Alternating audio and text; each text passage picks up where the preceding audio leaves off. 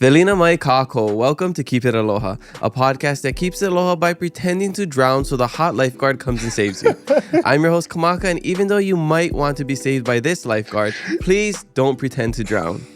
We got our first guest of 2025 here today, but before we introduce him, I gotta share a new addition to our podcast this year. We are partnering with the Hawaii Theater to give out 2 tickets to their shows every other week. All you have to do is listen to this episode when it comes out on Thursday and join our Instagram live the next day on Friday to answer some trivia. The times will differ, so make sure you are following us on Instagram and check out our stories to see what time our live will be. The upcoming shows for this month are on January 11th, a tribute to Mr. Sinatra, Hawaii Symphony Orchestra featured guest Jordan Segundo. January 18th, comedian Atsuko Okatsuka, and on January 31st, Changes in Latitude, a Jimmy Buffett tribute show. If you're interested in any of those shows, make sure you listen to this episode closely and tune into our live on IG tomorrow for your chance to win. All right, let's introduce our first guest of 2025. Our guest today is a waterman and actor from the island of Oahu. He is best known for his scene-stealing performance on the TV series White Lotus as Kai, his role on Hawaii Five-0 as Nahele, and for playing young Jason Momoa in the smash hit Aquaman. He is a former city and county of Honolulu Lifeguard and now plays the character Laka, a lifeguard, on the hit series Rescue High Surf on Fox, which he recently won the Rising Star Award for his on-screen performance at the Critics' Choice 3rd Annual Celebration of AAPI Cinema and Television. When he isn't acting, he runs his own canoe touring company called Kapua Wa'a Experiences that offers tours along the Waikiki coastline. This local brada isn't just catching waves though, he is making waves as well, and I am so stoked to talk stories with him today. His name is Kekoa Kekumano. Aloha Kekoa, welcome to the Keep It Low podcast. How you doing? I just want to say, phenomenal, dude. Oh my goodness, that was great, man. You really made me feel good about myself. This was actually a really, because some I do this for all the guests, but this one just flowed. I just feel like it really flowed. I don't know. Maybe it's the first episode of 2025. I don't know, if it's just what you did and like tying it in with lifeguard stuff. It was just, I felt like it. I tell you what, dude, I can run through a brick wall right now after you just introduced me like that, man. Oh. No, I'm stoked that you're here. This is, you said this is your first podcast that you're ever doing, right? Yeah. So only now I'm famous enough to get on a podcast. Well, you've been doing stuff over the last year to get to this point, so you definitely worked hard. You definitely earned it, and I just feel like you're here for a reason. Oh, so thank you, brother. Yeah, thank you. all the credit goes to you. Thank you. I've been watching High Rescue Surf with my girlfriend. Mm-hmm. I think you worked the shoot with her once, Yep. Faith. And yeah, we've been enjoying it, and I gotta say you're our favorite character. Yeah, and I'm not saying that just because you're our guest. We actually enjoy, and I gotta ask before we get into your whole life story, like, are you just playing yourself?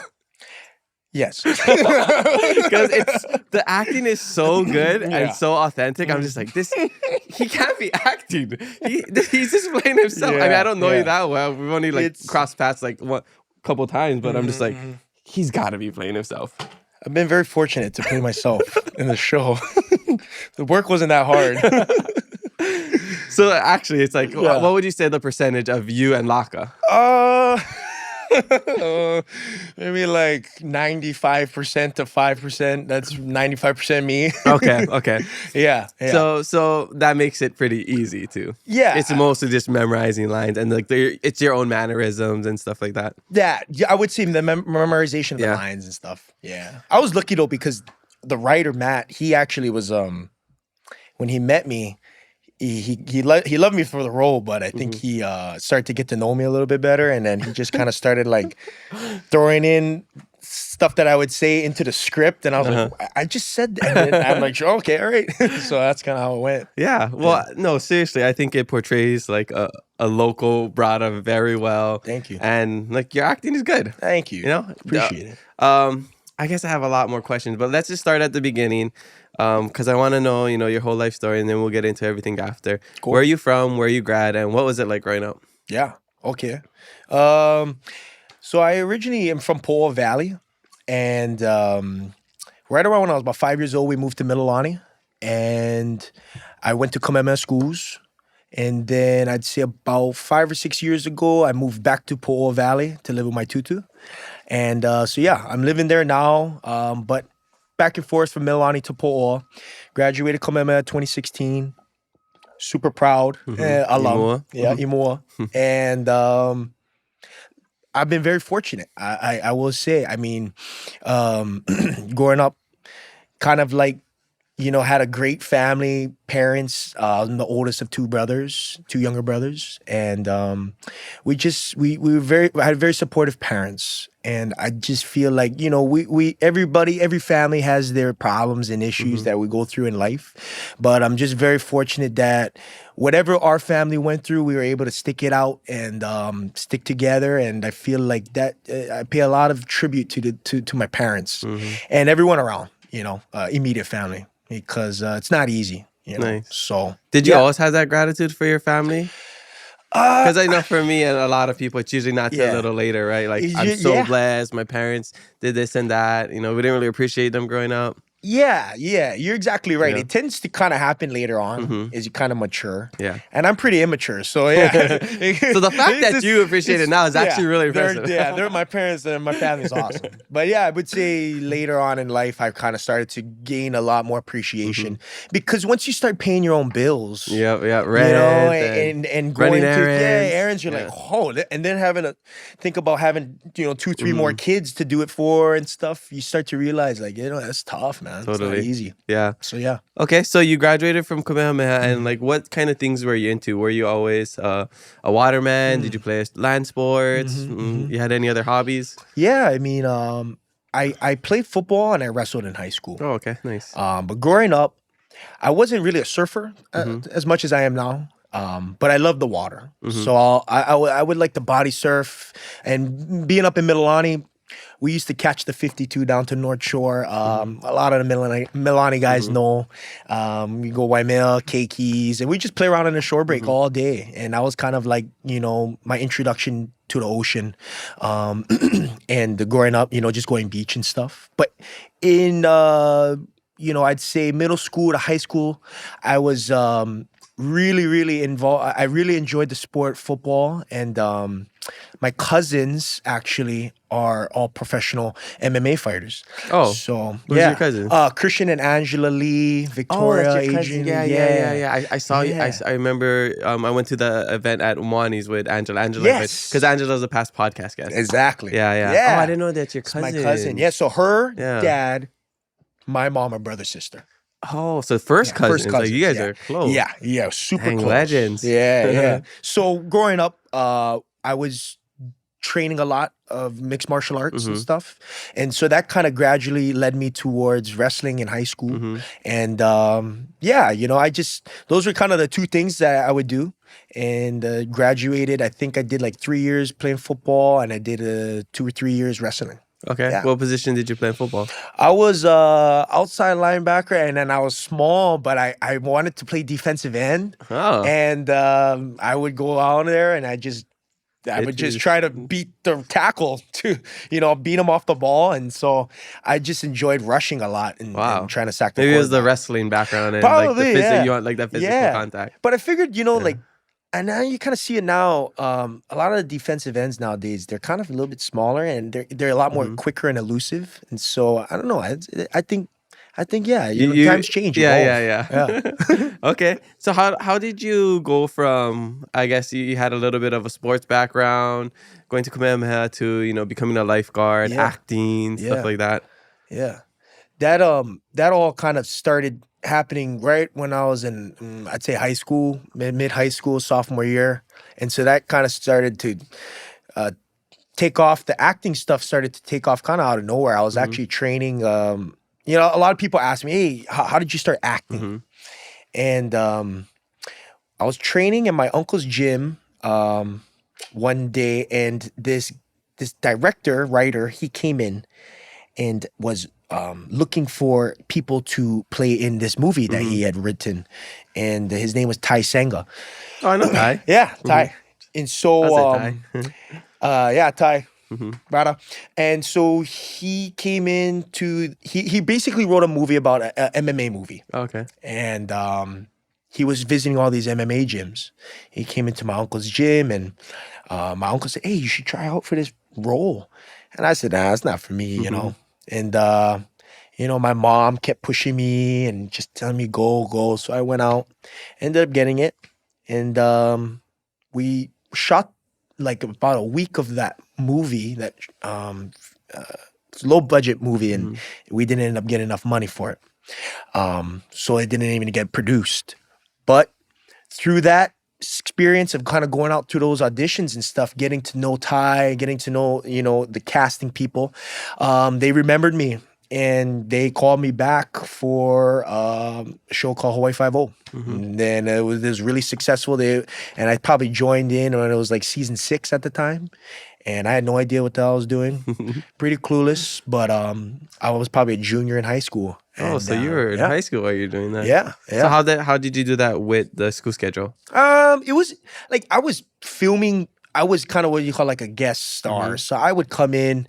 I would say over the last 3-4 seasons of Hawaii Five-0, I had about 12 episodes. Okay. And so span that out, you really only work in a day or two per episode. So you'd miss like a day of school. Yeah. Okay. It wasn't too bad. Okay. Yeah. And then after that, you played Nahele, which was like a homeless kid on the show, right? Did a lot of your friends start seeing it? A lot of schoolmates start seeing it? What was that like, the reaction of people seeing you on the TV? I really have a hard time remembering, but what I do remember is I kept it. I just didn't really have a passion for it, you know? So I kind of kept it low key. Like I didn't really care too much. Yeah.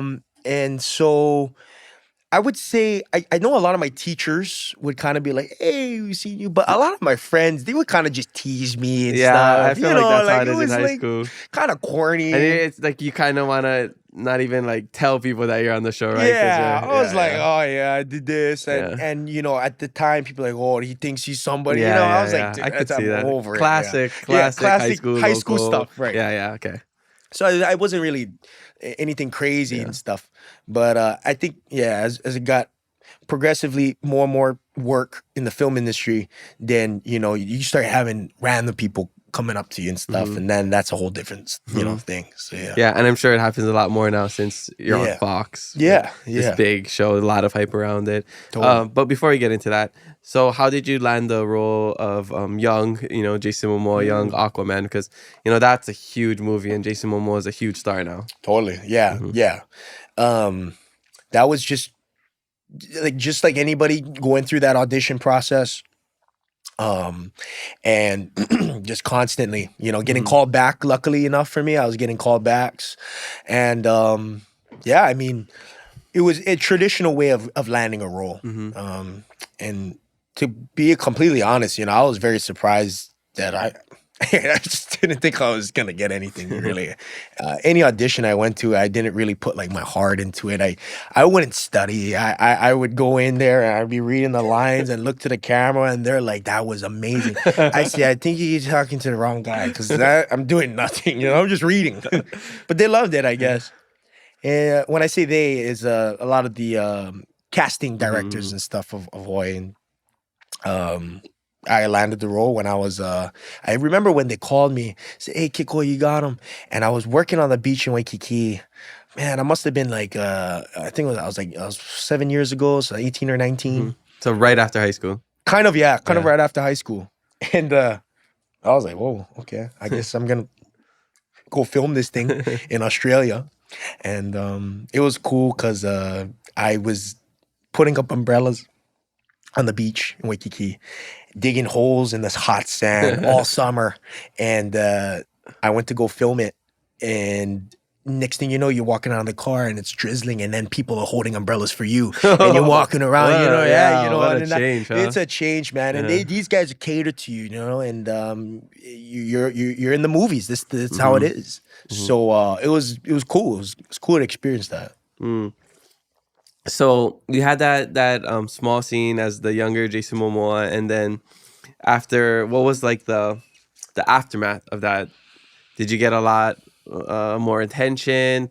Was your goal to be like a huge movie star? Yeah, no. What was your ambition after that? After that, the recognition didn't really wasn't that large. I think I remember there Were was you a big, thinking it was gonna be? I thought it was going to be a Yeah. lot bigger, a lot more, especially the paycheck too. And a Mhm. lot of people, they're like, oh, about how much you make off Aquaman, bro. And I'm all like, brother, That- people don't understand, you know, Yeah. how a lot of times these contracts work. Mhm. So if anybody wants me to buy you a drink, I don't have that much money. I'm just kidding. But- How does the contracts work, if you don't mind educating us? Yeah, so it all depends really off of how much you're working on set. Okay. So they could call you to, let's say you got to go film something in LA, and they'll have you there for 2 weeks. All right, but they aren't going to really consider that you're working until they say action, boom, right, and that whole thing starts falling. Yeah, and so that day, and usually they go by either a day rate, a week rate, or like I said, every contract's different. But those are kind of typically where you stand. Especially when you're starting off. And when you're starting off, you know, don't get me wrong, Tom Cruise and the Brad Pitts, they're on a different level, right? But as far as an up and coming actor, the big contracts don't really land until you are what they call like a regular. Okay, like on high Yeah, sir. Exactly. You know, and it took time to get there. So now you can buy a now, yeah. Keep it a well drink. Yeah. No specialty cocktails. Yeah, happy hour prices. But you know, so it's one of those things where another thing people don't realize is, you know, you're working in the union, SAG. You got to pay your dues. I didn't realize that. When I went to Australia to film this film, I had to pay dues in America, and then I had to pay dues in Australia. You know, so you get the double whammy. Yeah. Then you got to pay your agent. Was that 15-20%? Yeah, exactly. So, and everyone's kind of different, but it's around that range. Yeah. And next thing you know, you're like, and then Uncle Sam. Yeah. Right? You know, and that's 40-50% like that. So once you get your paycheck, you're not looking like what you thought. And I can buy maybe one tire on my lifted Yoda. Exactly. Can't even buy the lift. I could buy half a gold chain. You gotta go real small, tight one, like a choker. Yeah, choker, no pendant. So you know, that's something that not a lot of people realize. And takes time to make it in the film industry is really difficult. And I give a lot of credit to the people that have made it, and I give a lot of credit to the people that try, because they understand that, you know, you can get a audition tape, right? You got sides, you got to remember 4 or 5 things. You take all this time, you take hours to prepare. A lot of people take a long time to send out this audition tape, and you don't hear anything back. You're not getting paid for that time. You're not getting compensated for that, you know? And so it's a tough industry. You're putting a lot of time and energy into something, and not a lot of times you get something back. And everyone asks me, "Oh, how do you do it?" I go, "Dude, I got lucky." And a lot of it comes with luck, and a lot of it comes with, you know, hard work and talent.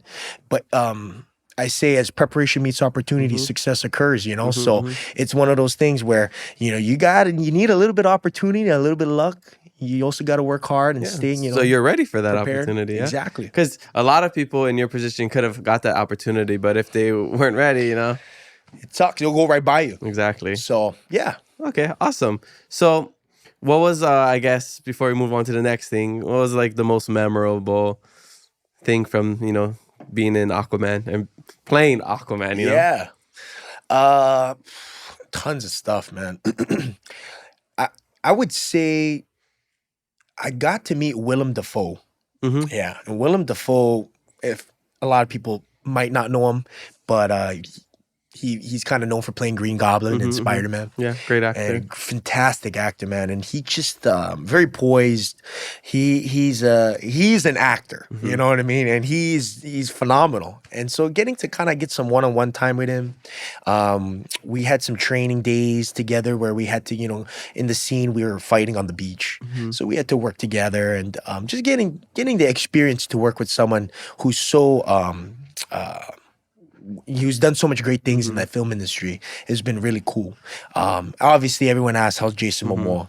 Jason Momoa is Jason Momoa, man. He's cool. He's a man's man. I always tell this story, but he invited me over to his house, the barbecue, and he said, "Yeah, bro, just come." Now I'm staying at this 5-star hotel. They put me up this big 5-star hotel. They put him in a whole 2-story mansion, right? Because he's there for a long time filming. And this is in Australia. It's in Australia. So so he invites me over, and he said, "Oh, we're gonna have some people over and stuff." I said, "Okay." Now Hawaiian local style, we don't come empty-handed. The thing in Australia is the liquor prices, I didn't realize, are just, they skyrocket. They really tax the liquor out there. So I went down to the store and I bought myself 12-pack Heineken. I don't got no money. You know what I mean? Right? I'm like, okay, boom. And I figure, hey, he might like Heineken. Green bottles, right? You know, that's the mentality, right? I go down there, I buy my, it was probably, 12-pack was almost like $45. Oh. Yeah. Well, it was expensive. Yeah. I go down there. I'm all proud with my 12-pack Heineken. Yeah, bro, I'm going to take up to this guy, Jason. He opens up the door. He's like, "What's up, bro? How's it?" He sees my Heineken. He goes, "Oh, hey, just throw him over there." So I'm like, "Okay, shoots." Walk over. I open up the fridge. This guy's got every beer you can think of in the fridge, just loaded. He's got Guinness on tap. I'm standing there with my 12-pack. I go, "Oh, my God." And it was one of those things, right? Well, I was so proud, and then I'm like, man, this guy, he's got it, man. And you know what? Hey, that's how. You know, I never came empty-handed. Hey, that's you stay true to your roots. Yeah. I'm sure he appreciated it, and then I'm sure you appreciate all the variety of alcoholic drinks that was in the refrigerator. So it was cool, man. I got to spend time with him. Timota Morrison, really cool guy. In fact, Timota Morrison came to Oahu a while after we filmed, and he brought his daughter with him. I said, "Hey, yeah, come down Waikiki Beach." I set him up umbrella chairs, right? And I gave his daughter paddle board and with paddles. So yeah, it was cool, man. I made some really cool connections over there. That's awesome. And if anything, you know, even if the pay wasn't crazy, it just sounds like the memories were priceless. 100%. Totally. And the experiences to meet all those people, right? Big time. And especially as a local kid coming, you know, from Mililani, just here on Oahu, we're in the middle of the sea, you know. There's so much out there. We don't know until we leave. Most of the times we see it on TV, but it's different when you walk into a mansion and you see a stocked refrigerator, you see pools, you see you know, huge open living rooms, and there's like, levels to it. People are living like this, right? Yeah. It's just it really opens your eyes, and I don't know. For me, it's just like, dang, I want this one day. Yeah. So it gave you motivation to work harder to get that. Couldn't have said it any better. 100%. Or 100%. Just like, hey, Jason Momoa, just like, come on, give me some money. Yeah. Sponsor the podcast. Yeah, something, man. Now I'll invite you to my house, which you funded, but still, I bought it. Yeah, exactly. He'll love it. Well, that's so awesome that you were able to do that, and I'm sure it gave you a lot of confidence as well because you had that on your resume. Yeah. When you came back, were you? So it sounds like you were already a lifeguard before that, right? So you did the whole lifeguard thing? Yeah. Because you said or were you just like a beach boy? I was a beach boy. Oh, beach boy. Okay. So I started as a beach boy, and then I got into ocean safety. Okay. Yeah. So that was after Aquaman. You did filmed the city and county Honolulu testing and whatever you got in. Yep. And then you were just working for a couple of years for that. Yep. While probably doing others. Yeah. Modeling. Some things would come and go. Yeah. Come and go. When I got into ocean safety, I think it was I was 19. So it must have been about 2018. It was year 2018. And I was really stoked, man. I was really, really stoked. What had happened was my dream as a kid was always wanting to get into the fire department. And so I went to HCC Fire Science, and I did a semester there. It didn't last. And what ended up happening was I like the water. I like the ocean. And I was getting into surfing a lot. And so one guy told me, he goes, hey, man, you should try out for ocean safety. At the time, we were working on Waikiki Beach, more towards the Fort de Rusi side. And I was doing small little rescues. You know, guys take their paddleboards way out. They can't come back in. You know, I go paddle out, grab them or whatever like that. You know, so it kind of felt right to be able to go into that avenue. And I realized that, you know, it would have been a good stepping stone to get into the fire department in my head. So I applied and I got in and I was stoked, man. Just so much so to where I started to really have a passion for lifeguarding and stuff. And all of my coworkers and the people I was working with had a really good time. And so I just like, yeah, you know, I wouldn't mind getting into the fire department, but I'm very happy with where I am. I'm grateful, you know. And yeah, it's been a great journey that yeah, I think I was in maybe 6 or 7 years. And it's just been really fun, man. I love it. It was the best job in the world. And I was dancing for Tihatis at night. So I'd lifeguard or work on the beach as a beach boy in the daytime. And then at night, I'd go and dance at the luau's. I was dancing at the Hilton, Royal Hawaiian Hotel. And so it was really a great lifestyle. I loved it. I really loved it because when I was a kid, I was growing up, just like a lot of local people, you look up to, you know, Duke Kahanamoku, the Beach Boys, Rabbit Kikai, and Eddie Akau. And, you know, they just had so much aloha. And they were just so, I would say, what's that word I'm looking for? They were very authentic. Authentic Hawaiians. And they knew, another thing too, I look back at a lot of these old school beach boys, they were like entertainers, you know? You know, they push you on some waves and then you come back and they make you laugh on a beach. They're charismatic. And so are you. And I loved that. I loved it. And I said, you know what, man, I want to live like that, you know. And it doesn't pay the most. It doesn't, compared to obviously making TVs and movies. But you know what, the way of living, the way it makes fulfillment, you feel, yeah, cannot beat that. And I said, you know, I don't even feel like I work a day in my whole life because I'm showing up and I do all this stuff for free, you know. I really would. And I do sometimes. So I just, that kind of transitioned over the time where I ended up, you know, really having that infatuation of being like a Waikiki beach boy. And so, yeah, I got to do it for a long time. I still kind of do it now today too. Yeah. So you broke a lot of hearts during those times too. If it's anything like the TV show I watch. Okay, so that sounds like a really fun time. I mentioned before we recorded that I actually met you at Kaimana Beach one time because I used to lifeguard over there. Yeah. During that big swell we had a couple years ago. Yeah. So you were lifeguarding for a couple years and now you're not in ocean safety anymore. Currently, no. Yeah, okay. Yeah. Was that because you got too busy? Because bigger opportunities? A lot of guys, if they ever watch this, they're gonna crack up. I resigned from ocean safety like twice already, and I'm like in my 20s. You know, these guys are like, "Oh, Kekoa," but they knew a lot of my captains and chiefs. They knew my situation, and I was kind of involved in other things, but they always tried to accommodate me, and I was always grateful for that. When I shot the White Lotus, I actually resigned because I had to go to Maui. And I was there for a few months and I couldn't do both. And then I came back into ocean safety and I worked as a part-timer just in case another thing came in. And sure enough, it did. And it got so much work to the point where I just said, hey, you know what, guys, I cannot do both. When you're filming 12, 14-hour days, 5, 6, sometimes 6 days a week, you know, there's no way you can, you know, have another job. I mean, that is your sole responsibility is that. Well, you go full time into that, right? Exactly. Yeah. And so I had to step away. I did. Coming up, it's probably made about a year since I've been out of ocean safety. Okay.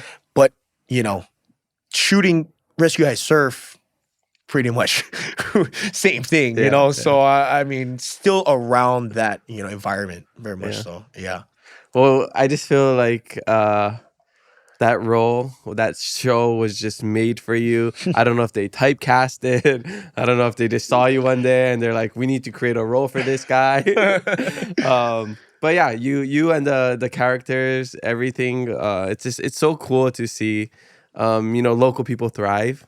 And I think on that show, I think you might be the most local people. I know there's other people, but as like one of the main characters, I think Alex isn't from here. The two other lifeguards, they're not from here. No. So I think you are the one, strongly representing us. Thank you.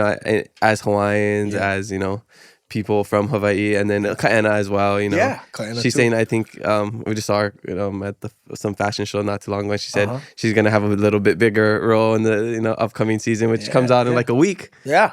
Well, sorry, it's still the first season, but just first season, the second part of the first season. It was like a mid-season break, right? Yes, correct. So it just they had to take a little break. That's kind of what cable television does. We'll come back. We shot up 19 episodes, and we only aired 9. Yeah. So the next 10 episodes is not a second season. It's just a part of the first one. Yeah. And yeah. Yeah. So, I got to see if you get your wallet and your identification back. I'm still waiting for that. And yeah. I gotta see if you end up with a EMT. Yeah, no, I won't spoil anything. But seriously, we've been enjoying that. How did that happen? Oh, actually, I gotta tell a fun fact. I actually was asked to audition for Kainelu's role, for Alex's role, and it's funny because I watched the show and we had the same hair. Well, I just changed my hair now, but basically we had the same buzz cut. So it's like they probably wanted somebody with that kind of haircut. So every time I watch it, I'm just like, it's so funny that they asked me to do that show. Yeah. I'm happy he's an actor and he's so talented. You would have done fantastic. No, I didn't know what I was doing. We did like a little audition thing. I didn't know what I was doing. I did it wrong. They're like, you don't need to read the I was reading like basically everything that was on the script. And then Jordan was saying, so they're like, you don't have to do that. But it was great. I'm like, I knew they're just being nice. That was terrible. Show me your audition tape. No. I deleted that. I can show you my script. So it's funny, while watching the show, I'm just like, oh, this is the part they had me recite for the script. And it really like rings bells. You're like, oh, yeah. And I'm like, I'm happy I'm not doing it. Plus, I wouldn't physically been able to do the show because of my injuries. Bust up, man. Yeah. So wow. that's my claim to fame when I watch. I'm like, hey, they asked me. That could have been me. 100%. 100%. We could have been saving lives together. Right, you never know. We might have another Alex 2.0 come in and it'll be you. No, we're saving lives in other ways on this. Exactly. People are listening to this and they're being inspired and all the good stuff. Good for the ear. Yeah. So how did that role come up? That role came up. Let me think. Sorry. So many things. I know. We're going chronologically of your whole life. That role came up after I did the White Lotus. Okay. What year was that? That was 2020 during COVID. See, the thing is, it's hard, right? Because you shoot something. And it comes out 9 months later. Yeah. So it's one of those things where like, bro, what year was it? But yeah, I think definitely during peak COVID was when we shot White Lotus. Okay. And I don't want to get myself in trouble. If you need, we can edit. These are unedited, but if you need, we can edit something. When we go down to your relationship chronology, then we can edit that out. Edit that whole thing out. But this is fine. When I shot for White Lotus, it was an HBO production, and let's just say I got into a little trouble in Maui when it was up. I'm not the most rule follower friendly guy, so got into some stuff and I said, oh man, I don't think HBO would ever hire me again. Okay. And it was bad. Bad. Okay. So fast forward, this show that HBO is producing is called Canoe Road. And this was probably 6 months after we finished shooting White Lotus. And they said, hey, Kekoa, there's a show about lifeguards. And it's about the North Shore lifeguards. There's this role, fits your age, fits everything. You audition? I said, yeah. I was very picky with my auditions. Very picky. Just because I was like, I don't want to waste my time doing stuff. I said, but I think this fits me. I'm gonna try. So I went in to audition, and I sent in a tape, I think, or something, and immediately, boom, got him. Yeah. And met up with the writer and the producer, and we shot this show called Canoe Road. We shot the pilot, and I said, "Oh my God, I'm working for HBO again." And those guys would probably hate me, but you know what? So I was like, all right, I'm pretty lucky. And was working for HBO. What had happened was when we shot the pilot of Canoe Road, the HBO turned around and said, "Hey, you know what? We don't really think we're gonna pick it up." And it was kind of devastating news because we shot it for about a month and worked really hard on it. And it was a whole different cast, whole different cast. The only person was the captain, Robbie Mangasiva. And so, long story short, they said, "Hey, we're not going to shoot Canoe Road anymore." And they said, "Just hang on, though, because maybe somebody else will pick it up." I would probably say almost a year went by. And almost a year. So this brings us to like 2022, 2023 maybe? 2023. And now we're at about 2023, and I get a call, and they're like, "Hey, we changed the name of the show. We're going to call it Rescue High Surf. Fox, cable network, going to pick us up." I said, "No way."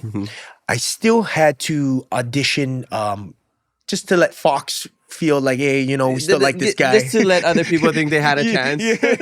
No, you know, but still had to audition. But it was quick. And so they recasted me for Rescue I Surf. And they only kept 2 of the original cast members from Canoe Road, which was, like I said, me and the captain, Robbie. Was the audition like this? "Aloha, everybody. My name is Kekoa Kekumano. I'm auditioning for the role of Laka Hano Hano." Okay, and action. You got the role. Is that how it went? Pretty close. The first bet. And then boom, you got the role. I like just made up my own lines. They're like, "Yeah, you know what? That's fine. Just keep going with that." I'm like, all right, okay, cool. All improv. Yeah, I was lucky. And they said, "Hey, we're gonna shoot it." I'll never forget. I was in Vegas, spending my dad's birthday up in Vegas. We're staying up, and I got the call. And they tell you what your contract is. They tell you how much you're going to make per episode. I'm all like, I'm in Vegas, okay? And they said, "Yeah, Kikoa, this is it. Boom, you're good. You're solid. Boom, we're going to start in maybe a couple months." I'm all right, okay. I go down. And we had dinner that night. Probably a party of 12. Celebrating my dad's birthday dinner. Nice steakhouse restaurant. I think we were at the Red Rock Hotel. And I'm feeling like, you know, feeling good, right? I didn't tell anyone that I got this role. I wanted to surprise my dad, take the bill. So I'm all like feeling like a big shot. I go in the back, right? I tell the waitress to say, "Hey, don't bring the tab to the table. I got it. Put down my card." She goes, "Wow." I go, "It's not a problem." Oh, $1,500 tab, okay? I'm feeling good, right? Paid a tip. I said, "Hey, Dad, Mom, love you guys. I'm going to go. I got a table out at some club. Was the XS or something. I go out, party. They're blowing my, "Oh, Kekoa, thank you so much. Thank you so much." Somewhere. I said, "Don't worry about it. It's okay. I got it. I got it." 2 days later, a few days later, okay, I get a call. "Hey, Kekoa, I don't think we're going to do the show." The writers went on strike. The writers went on strike. This is the SAG strike. I said, whoa, hold up, because I just dropped about a cool $1,700 on this tab here. Who's compensating me for this? I ain't got it like that. And I was like, oh my God. So, you know, now we got another issue. This strike. We don't know when it's going to end. Fox is like, "Hey, if this lasts to the new year or something, we're not going to shoot this." And I was like, oh my God. So this show, Rescue I Surf, has been through so many ups and downs. I had no idea. And people never knew. It was about, I'd say, 2.5 to 3 years in the making before we aired episode 1. And so we came a really long way, and we ended up, the strike went away. We ended up filming for about 6-7 months from January to end of July. And now we're here. Dang. Yeah. Well, thanks for sharing that story. I had no idea. Actually, now that you tell me the whole history behind it. I remember watching the show, and my girlfriend Faith was like, "Oh, I helped film the pilot because there's like a scene on the beach in the beginning where I think the first episode. She's like, "Oh yeah, me and whatever we had to like they're just one of the extras." Sure. Yeah. And she's like, "Oh yeah, that was like the scene that we had to act out." So now it makes sense. I was just like, "Oh, so that was like 3 years ago Way or something." back. Yeah. And it's called Canoe Road. Canoe Road. And they called it Canoe Road because of the Canoe Road on North Shore. Over there. And it stretches along all the, pipeline and AAPI and stuff. So that's what was the original name. Oh, okay. Yeah. Dang. Yeah. So later, after all that, you ended up, I guess, what happened where they were like, okay, we're actually greenlighting it? Yeah, when they finally greenlit it, I was like, oh, thank God. Well, were you a little hesitant? Like, you guys said that last time. Yeah, of course, because you got to think, we shot a pilot and it failed. And then they said, we're good, and then strike. So it's just a lot of up and down. And finally, they greenlit. And I always, after that experience, I said, man, until you get your paycheck, that's when you can be like, hey, I did it, And I've worked on things that I shot them, got paid, you don't even end up on TV, So you never know, man. You just never know with this industry. It's very cutthroat and it's not guaranteed. They could shut you down in a heartbeat if they wanted to. We started off only having 12 episodes, and a couple of the head honchos from Fox came down, and we did a little kind of like a show, or not really a show, but we kind of choreographed a rescue type scenario for them to get an idea of what the show is all about. And a group of them came down, and we shot this whole thing out at Camp Erdman, Mokulea, and surf's kind of pumping because it was still around January. And they were like, oh my God, we love it. So they said, we're on. 12 episodes. We shot. They said, we want more. Picked up another 7. Now we're at 19. And waiting for a season 2. Waiting for a season 2. That's the big thing now. Okay. And we really need the views because cable television, and I like to say this, people don't watch TV the same anymore. It's all streaming. It's all streaming. I mean, that's how I watch it. I watch it on Hulu the next day. But see, and most people do. Yeah. 5, 7, 8, 9 years ago, family was gathered together Monday nights. Hey, let's go, bang. Maybe you could pause and rewind. But other than that, those days are gone. And now you have streaming. Whoever's watching, try to support local, because you got to understand that John Wills, the producer of our show, he's made it a point to hire and employ majority people, local people, cast, crew, whoever it might be. Almost 90% of the crew, and you're talking over 100 jobs, was local people. And that's a great thing because it's giving everyone work and it's giving everyone a consistent paycheck. So a lot of local people been watching. Thank you guys so much. And we really appreciate it. We're really hoping to get a season 2 to continue to employ everyone. And the best way to do it, to get the views up, is watching it on Fox the night it airs. Okay. Yeah. What if we record it? Is that the same? It's pretty much the same. Okay. And in the event that you can't, the Hulu numbers still count. I don't know the specs on it, but they still count. Okay. But regardless, any which way you watch the show, it means a lot. And it really, really is supporting local. Yeah. Okay, well, thanks for sharing that. You guys know what to do, right?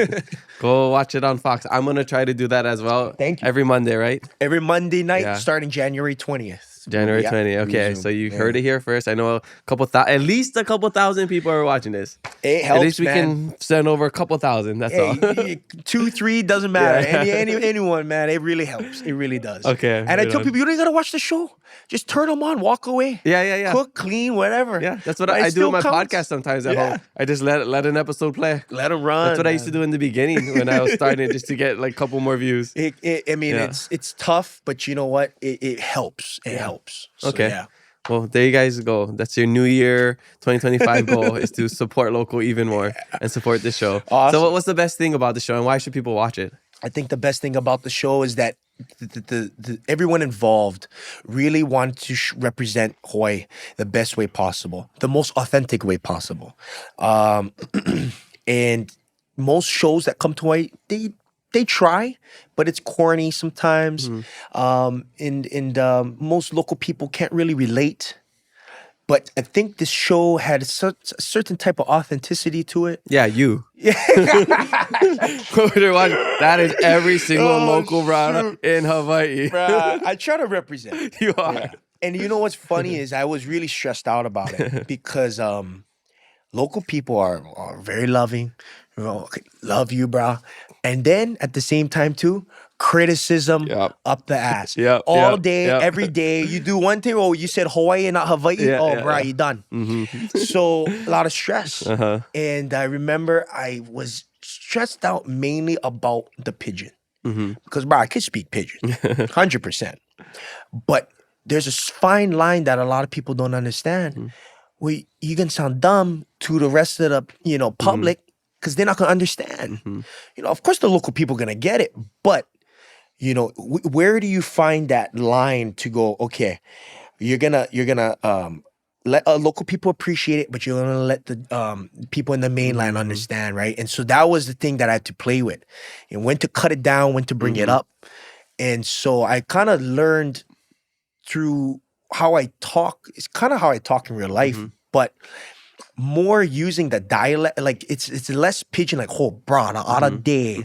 It's kind of using your voice in a specific way, and in a I can't really explain it, but maybe enunciating your words in a kind of manipulating certain words to where you can please both sides, basically. And then at least they can hear the word you are saying, even if they don't know what the word means. Exactly. Yeah. And every now and then I'll throw out something.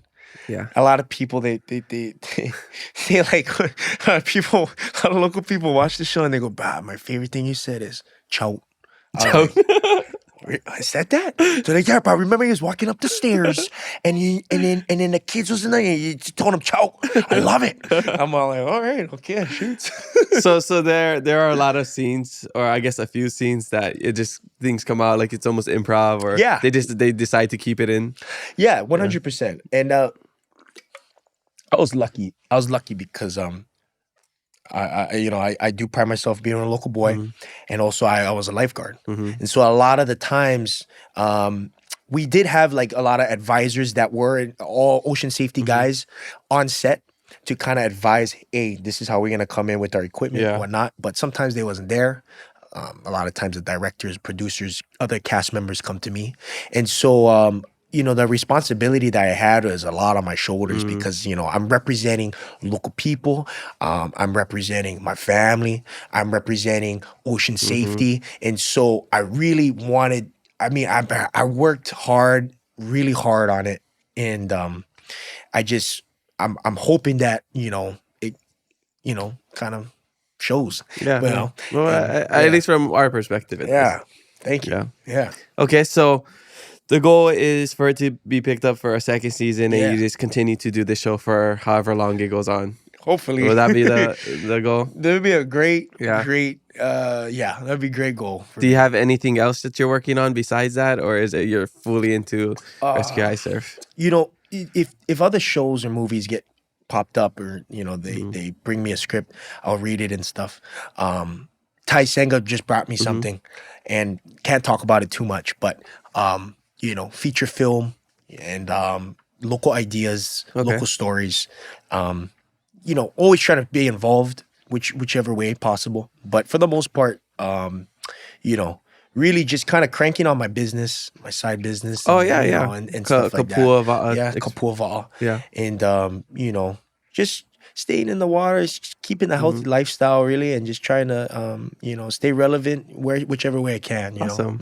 Yeah. So before we get into the shishi break and we'll get into our social media questions, why don't you tell us a little bit about your business?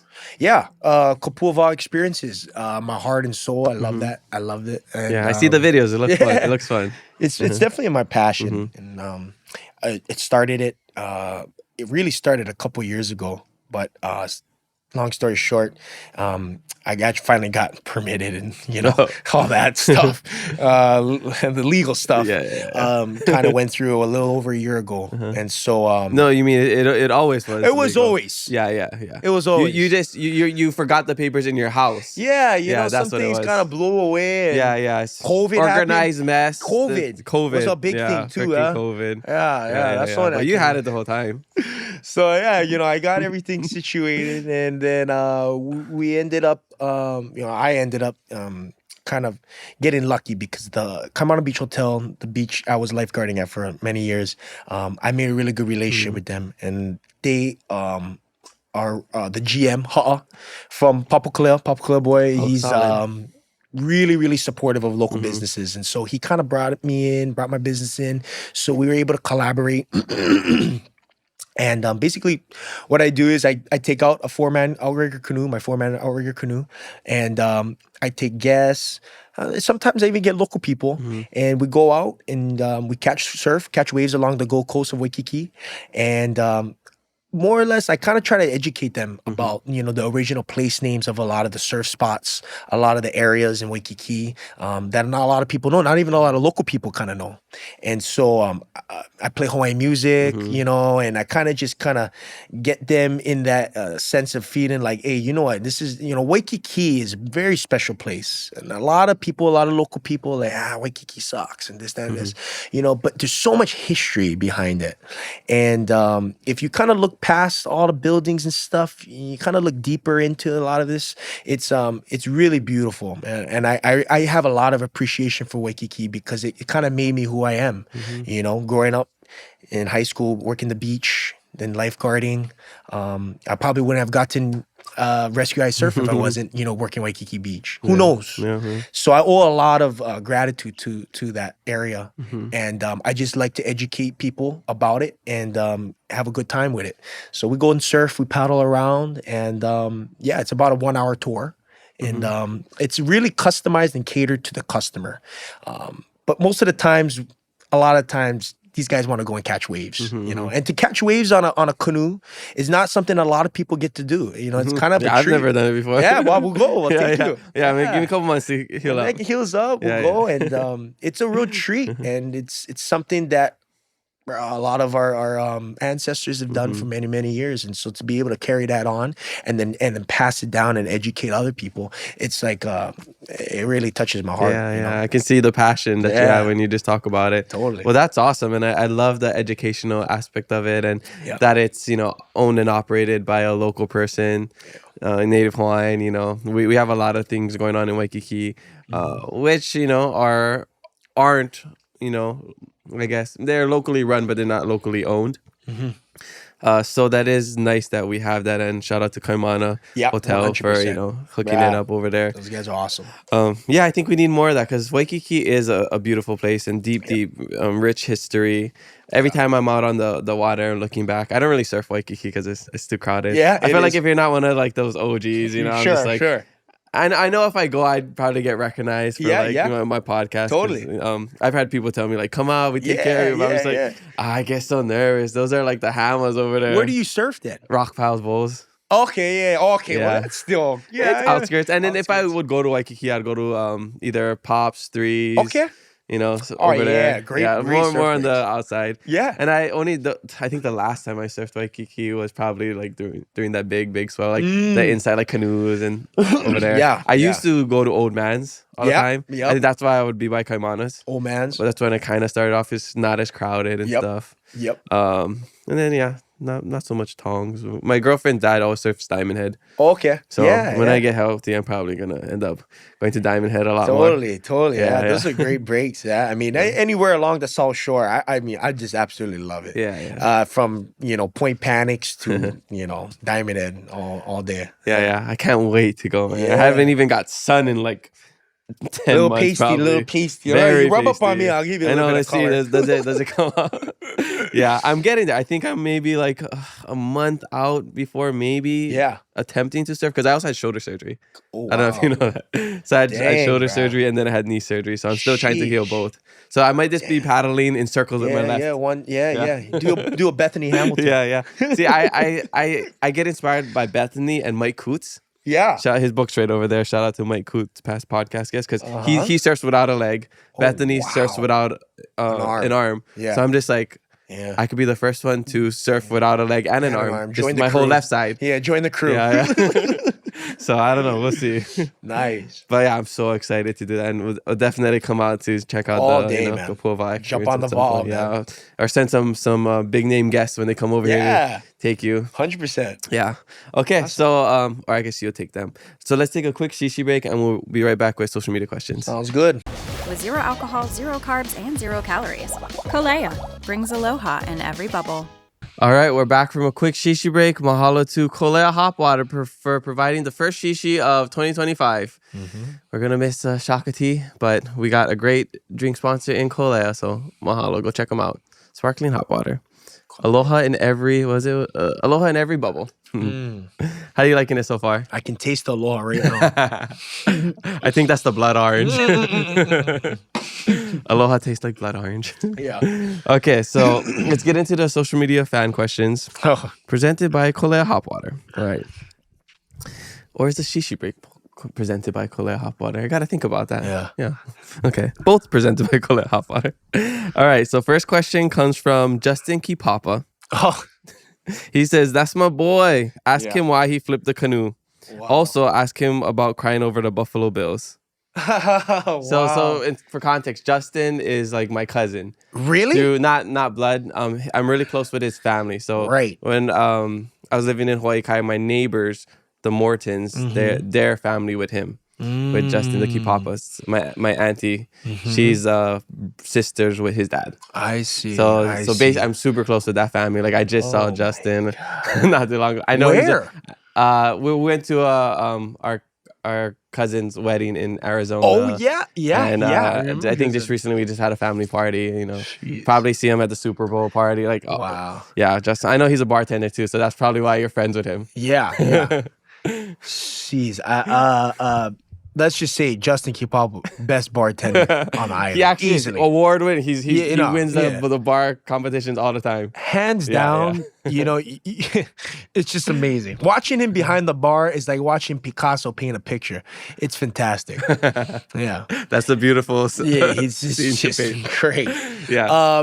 So why did you flip the canoe? Why did I flip the canoe? Well, and many times I flipped the canoe. What's the story behind that? Well, there's many times I flipped the canoe. I'm trying to think of which time he's thinking of, because I don't think he's ever jumped in my boat before. Oh, but so I don't know. Making stuff up, I don't know what he's thinking as far as that goes. And then he said, "What was the second question? Why do you cry over the Buffalo Bills?" See, he's got us mixed up, Justin, because. It's not the Buffalo Bills that's my team. That's Keolu's team, my good buddy. Oh, okay. I'm an Eagles fan, Justin. Okay, so you ain't... Well, either way, Buffalo Bills, Eagles, you have nothing to cry about this season. No, not at all. Yeah, I mean, I'm a Saints fan. Oh, yeah. You had problems. Yeah. Brian, and what happened down there on Bourbon Street? So sad. Sad, man. Yeah. Yeah, you guys got better years to come, though. Totally. Okay, so Justin... you gotta explain to us. Next time we see you, gotta explain this to us. Yeah. Nice try. Okay, next question comes from user 808.808. This person says, what is his favorite part about doing Kapua Wa'a tours? Oh, great question. I love these. My favorite part. I will say the best part about it is when customers or guests get off the boat and they go, "Bro, that was the best thing of our whole vacation." That to me is like a compliment that goes miles, because you know, when you come to Hawaii, there's so many things you can do, so many different things, and hundreds, thousands. It's countless. And to say something like that, whether they mean it or not, means a lot to me because I worked really hard on setting this business up, and it just feels like I can kind of see the fruits of the labor start to come.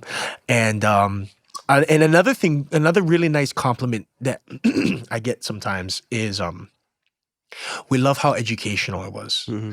And just to be able to pass on that knowledge is probably one of the best things that I love about Kapua Vaa Experiences, you know. And I when I was thinking about the name, Kapua Wa'a, Wa'a canoe, but Kapua is actually the original place name of Kaimana Beach. Yeah, so not a lot of people realize that Kaimana Beach is kind of a newer name. It actually, that area went through several different names. Started off with Kapua, which means the flower. So it was, that area was called Kapua, and the channel where a lot of people swim in and out of, the windsock there, was called Kapua Channel. And then it led out to the surf break, Old Man's, which is called Kapua. In the late 1800s, a Frenchman came and built a hotel on Kapua Beach, named it Sans Souci. And Sans Souci in French means without a care.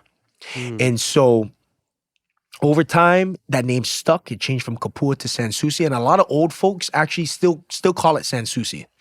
And then in the 50s and 60s, another group of people came, bought the hotel, and named it Kaimana. And so now we call it Kaimana Beach Hotel. And so those are the kind of the name changes along the years.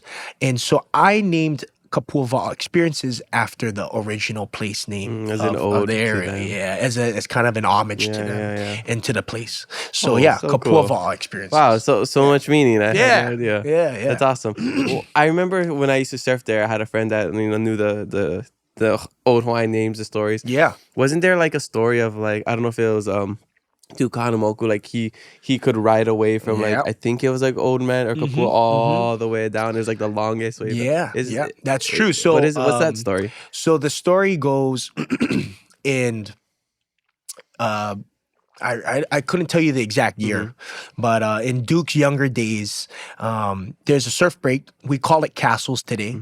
The original name is called Kalehuawehe. And so that's where Duke caught the mile and an eighth wave from Kalehuawehe, which is directly outside of the natatorium.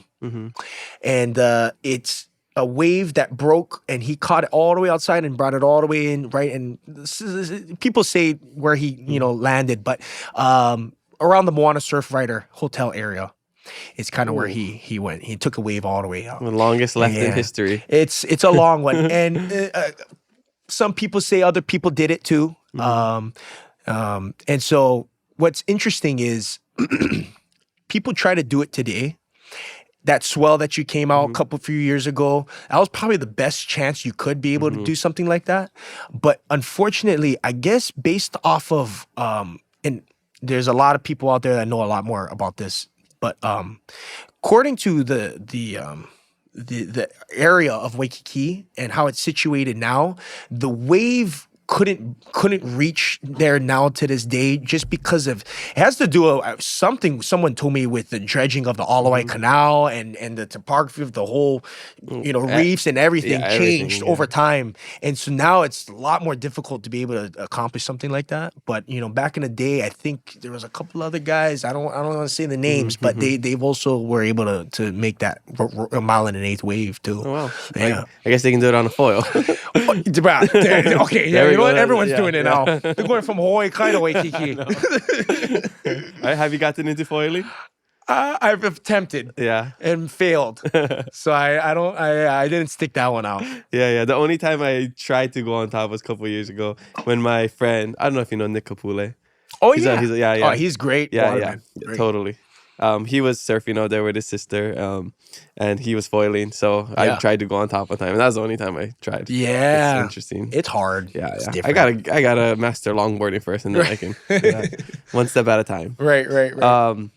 So how can people book a tour with Kapua Wa'a? How can they reach out to you? Yeah, we're on Instagram. I'm not too active on Instagram, but mainly just our website. Yeah, he said he's not really good at text. He's better at call, so I'll drop his phone number in here, and you guys can just call him. Call away, man. I'm on my phone talking 24/7. Right? You might get not just business inquiries. So I won't drop your phone number. Don't worry. Thanks. Well, yeah. So this Kapua Vaa Experiences website is up, and a lot of times you just book, schedule, sign waivers, pay online, that whole deal. Yeah. And so what is it, easy. like a 4, 5, 6 It's a man? 4-man canoe. Okay. So it's a little bit more intimate. Yeah. And a lot of times, you could go into Waikiki, canoes, Queens area, and they got 6, 8 man outrigger canoes, and you just, but I say the difference between Kapua Wa'a and the Beach Boys down there is they do a great job. They've been doing it for years.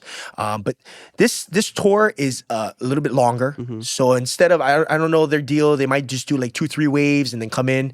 But we're out there for an hour, an entire hour. A lot of times people are so dead tired by then and they're like, come in early. But, and another thing too is like, we can jump out of the canoe. I let people jump out, take some pictures, or we stop to go to certain places. And like I said, I try to educate people as much as possible. It's a little bit more intimate. I can sometimes pile in a couple kids in there, but for the most part, you're really getting no more than a party of 3. And, we can catch upwards of 10, 15, 20 waves sometimes. And we're hitting multiple different spots. We go from tongs to sandbar, old man's, inside baby castles. So, we're all over the place. And, it's good fun. Okay. Yeah. So how does that work? Are you the only one paddling, or does everybody got to kind of... No. Everybody got to help out, right? Everyone's paddling. Okay. Everyone gets a paddle. Because what if they don't know? Yeah, they usually don't. Or they're not carrying their own weight, They usually aren't. Yeah. But I'm in the back steering. Okay. So realistically, I'm really controlling wherever the boat goes. Okay. And a lot of times, yes, they're not really water people. Yeah. And they're kind of figuring things out. So we try to take it slow.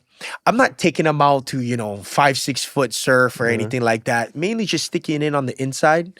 But waves fun enough to be able to where they're like, oh, wow, this is great. Especially if you've never been on a wave before. Yeah. I could put you on a little bump. You'd be freaking out. Yeah. So, yeah. Okay. Yeah, I remember I used to be still catching whitewash. See? When I started surfing, I was like, this is so fun. It's now awesome. I'm just like, I hate whitewash. I want a real wave now. Yeah. As soon as there's no face, I'm off. Yeah. Okay. All right. Next question comes from, I guess this is not a question. Well, this couple of people said que guapo, handsome. Oh, thank you. Asked about your You guys are very sweet. your relationship if you're single. So that's the usual stuff. All right. Leave this guy alone. All right. All right, we'll go to the actual questions, but you got a lot of compliments. Oh, you guys are sweet. Okay. Next one comes from Sophie May 14. They said, Aloha, what was it like being Nahele on 5-0? Do you still keep in touch with those folks? Great question. I love that. Hawaii 5-0. It was cool. It was a first experience for me. And I was very fresh. I still consider myself pretty fresh, but I was younger and just kind of trying to understand the way the film industry works. It's very overwhelming for some people to step on set. There's 100 people moving at 100 miles an hour, and you got sound guys putting on microphones on you. You got hair and makeup people on top of you. You got, the director giving you notes and stuff. So I can kind of get a little stressed out. But, just kind of understanding where everyone is situated and positioned was kind of like a big learning experience for me. And being Nahele on Hawaii 5-0 was cool because I got to work a lot with Alex O'Loughlin, which played McGarrett. And a lot of my scenes were with him. So being able to work with him, he kind of was like just a really good role model for me. And would take me off to the side, shoot the shit, and then still be able to kind of, go and work and give me a little bit of notes. But he just kind of let me do my thing and let me figure it out and kind of guided me in the right way. And I, to this day, just ran into Alex, kind of around, I'm not going to say where he lives, but, in an area that's pretty common. And so we just pulled up together, and he was just congratulating me. And yeah, he's one of those guys that is really, really solid and a good person at heart. So I could call him up at any time, and I told him I was gonna give him a call like 2 weeks ago. I haven't talked to him, so I should probably give him a call and talk story with him. Yeah, Alex, if you're watching this, let us know if he ends up calling you. love Alex, bro. He's a good brother. Awesome, yeah. Awesome experience. Okay. Next one comes from Don Kelly Ikuli. This person says, love watching him and the show. Thank you. Okay. Great last name, by the way. Yeah. Not much of a question, but just another compliment. Thank you. Okay. Cactus_Hawaiian says, if you could produce a show or movie, what would it be about? Ooh. Oh, man. If I could produce a show or movie, what would it be about? I have, my mom is full Chinese. My dad is half Hawaiian, half Italian. And so I think I pull a little bit more to Hawaiian. But I really see the Italian now. Yeah. And interesting enough, didn't really have much Italian roots. I do have some cousins and uncles that I still keep in touch with. But I always was fascinated with growing up in the mob movies. The Godfather, Goodfellas, and I feel like, I don't know, it always interests me.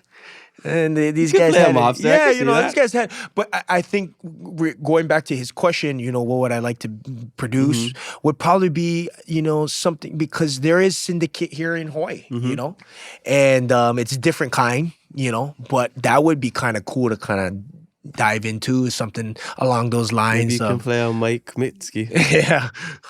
We don't say his name too much. There's gonna be a documentary. Something about that. Yeah. I don't know how much they'll ever share. Sure. I think if I even have the opportunity to get somebody to talk about that, I probably would say no, because I don't want to get in trouble for that. Yeah. Sure. Yeah, walking on eggshells. Yeah. I don't want nobody to come after me. No.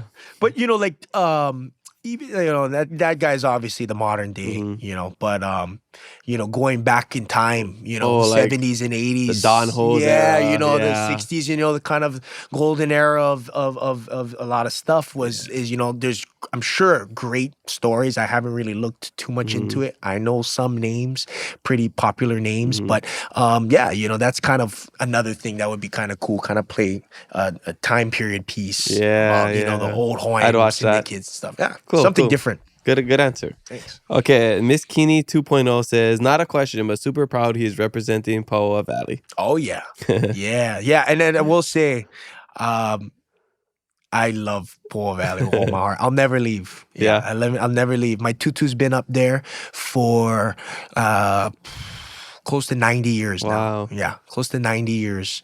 So we deep-rooted in Paoa, and we really love our neighbors and the neighborhood and the community, 100%. Is that like the house you want to live in for the rest of your life? Yeah, or more so that area. Anywhere in Paoa, nothing specific, but obviously, the house that we all got brought up in, we'd like to keep that in the family for sure. Yeah, cool. Many generations. Yeah.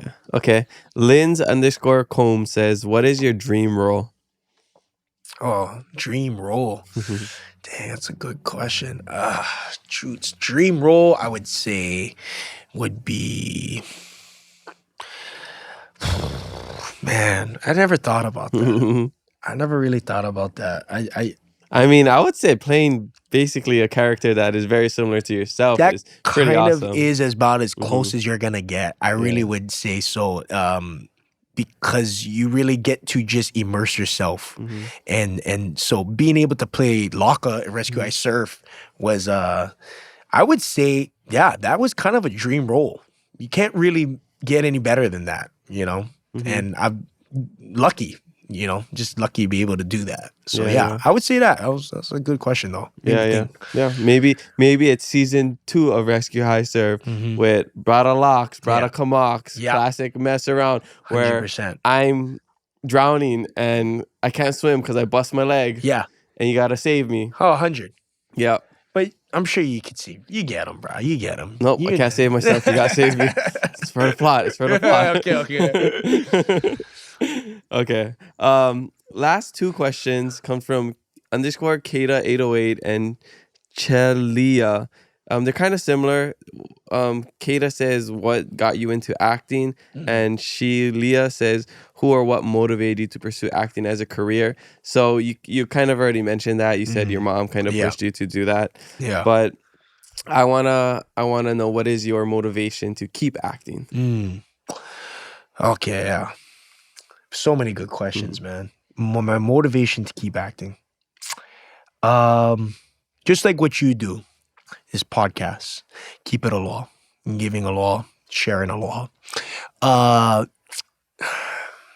realized acting was never my passion. It was a job to me. And as I got more and more roles, and I started to see that people looked to me in a way where, and I was like, bro, you want to take a picture of me? I'm like, you take pictures with Al Pacino and all these other guys, not me.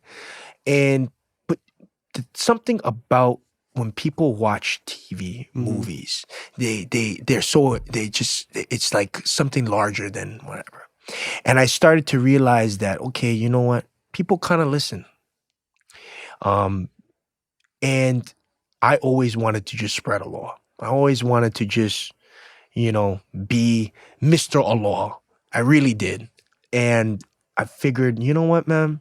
This might not be my passion. This might not be something that I love. Over time, I've gotten to enjoy it.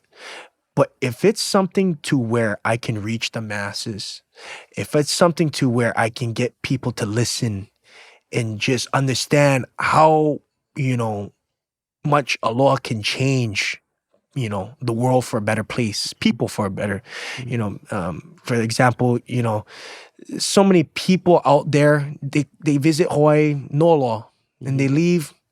We give aloha, we give, and they leave, and they go, oh, bro, like, yeah, I'm different because I left Hawaii, you know what I mean?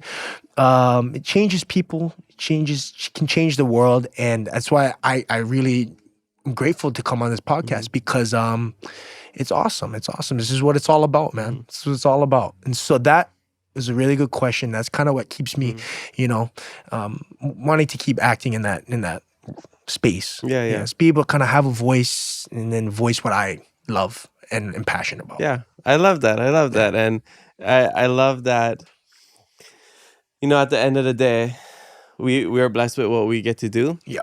But the biggest blessing is that we get to share what we do with a greater amount of people other than our own. Totally. Other than just the people in our immediate circle, and that, people actually listen to us. They watch us. They look up to us. Yeah. They are inspired. Yeah. So it does come with some kuleana of like, Totally. Holding ourselves accountable and, keeping it aloha, which is the next question coming up. Yeah. So yeah, I totally get that, but that's really awesome and a beautiful answer. Mahalo to everybody for the social media fan questions, and make sure you leave some for our next guest, and maybe your question will make it on the podcast. So speaking of aloha, I like to ask all of my guests the same question about keeping it aloha. It's the name of the podcast. So I want to know, in your life, how do you keep it aloha? Oh, yeah. Shoots. How do I keep it aloha? Deep question. Don't want to follow it up with a shallow answer. But how do I keep it aloha?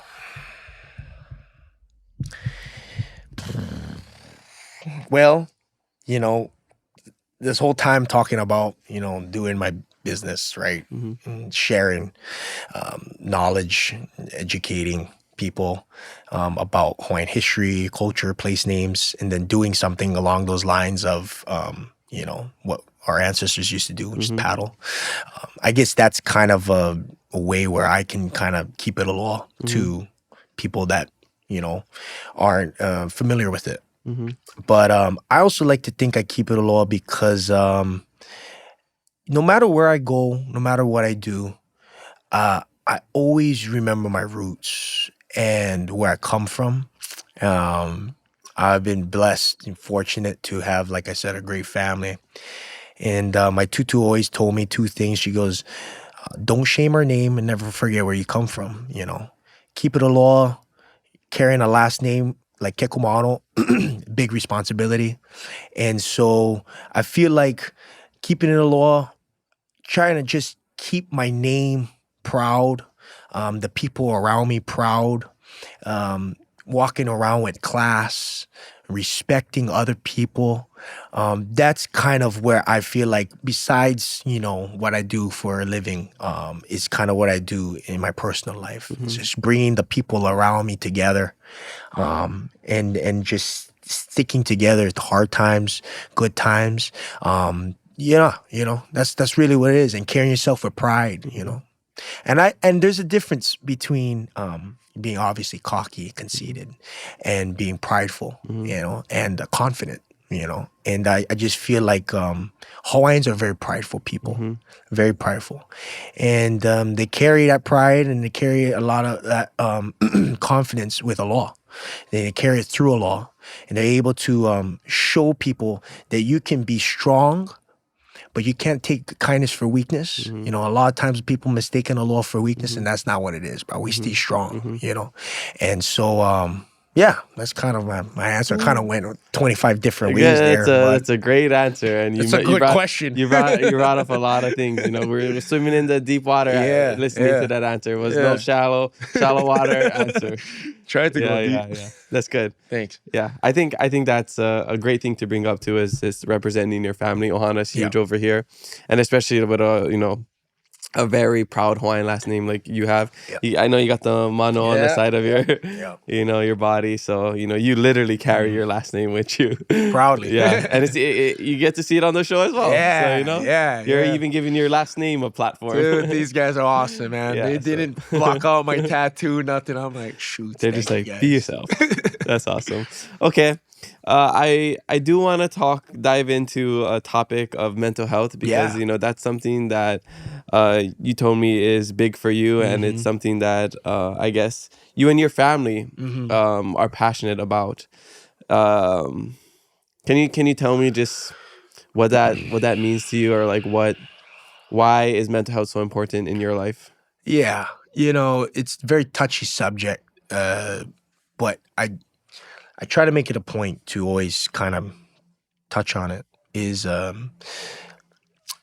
when, how do I say this without crying? Hey, if you need to, look right under. What's that? All right. We're ready. Prepared. You aren't the first person who maybe will shed a tear on this podcast. Yeah. A little personal. 2 years ago, I lost my cousin.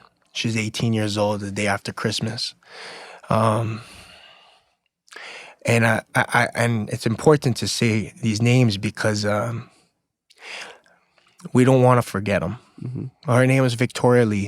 It was my cousin, first cousin, and kind of like a little sister to me. Day after Christmas, and it was tough on our family. I love her and miss her a lot. And, throughout the holidays, you don't see what people are going through. And you don't know. But regardless, whatever happened, and try to move forward and try to understand, kind of just try to be a little bit more open to what people might be feeling. I was never that kind of person. I was kind of a tough, hard guy. As you're raised as a Hawaiian in Hawaii, you don't really want to show much emotions or feelings, but that one really, really hurt. And still kind of recovering from that. And I would say coming up on 6 months now, it happened again. And my best friend, Kason, was about to turn 25. And man, I miss that guy so much. Never knew if he was dealing with stuff, but I know that anyone who's going through thoughts of suicide, it really hurts the people around them. You could hurt your family and your friends.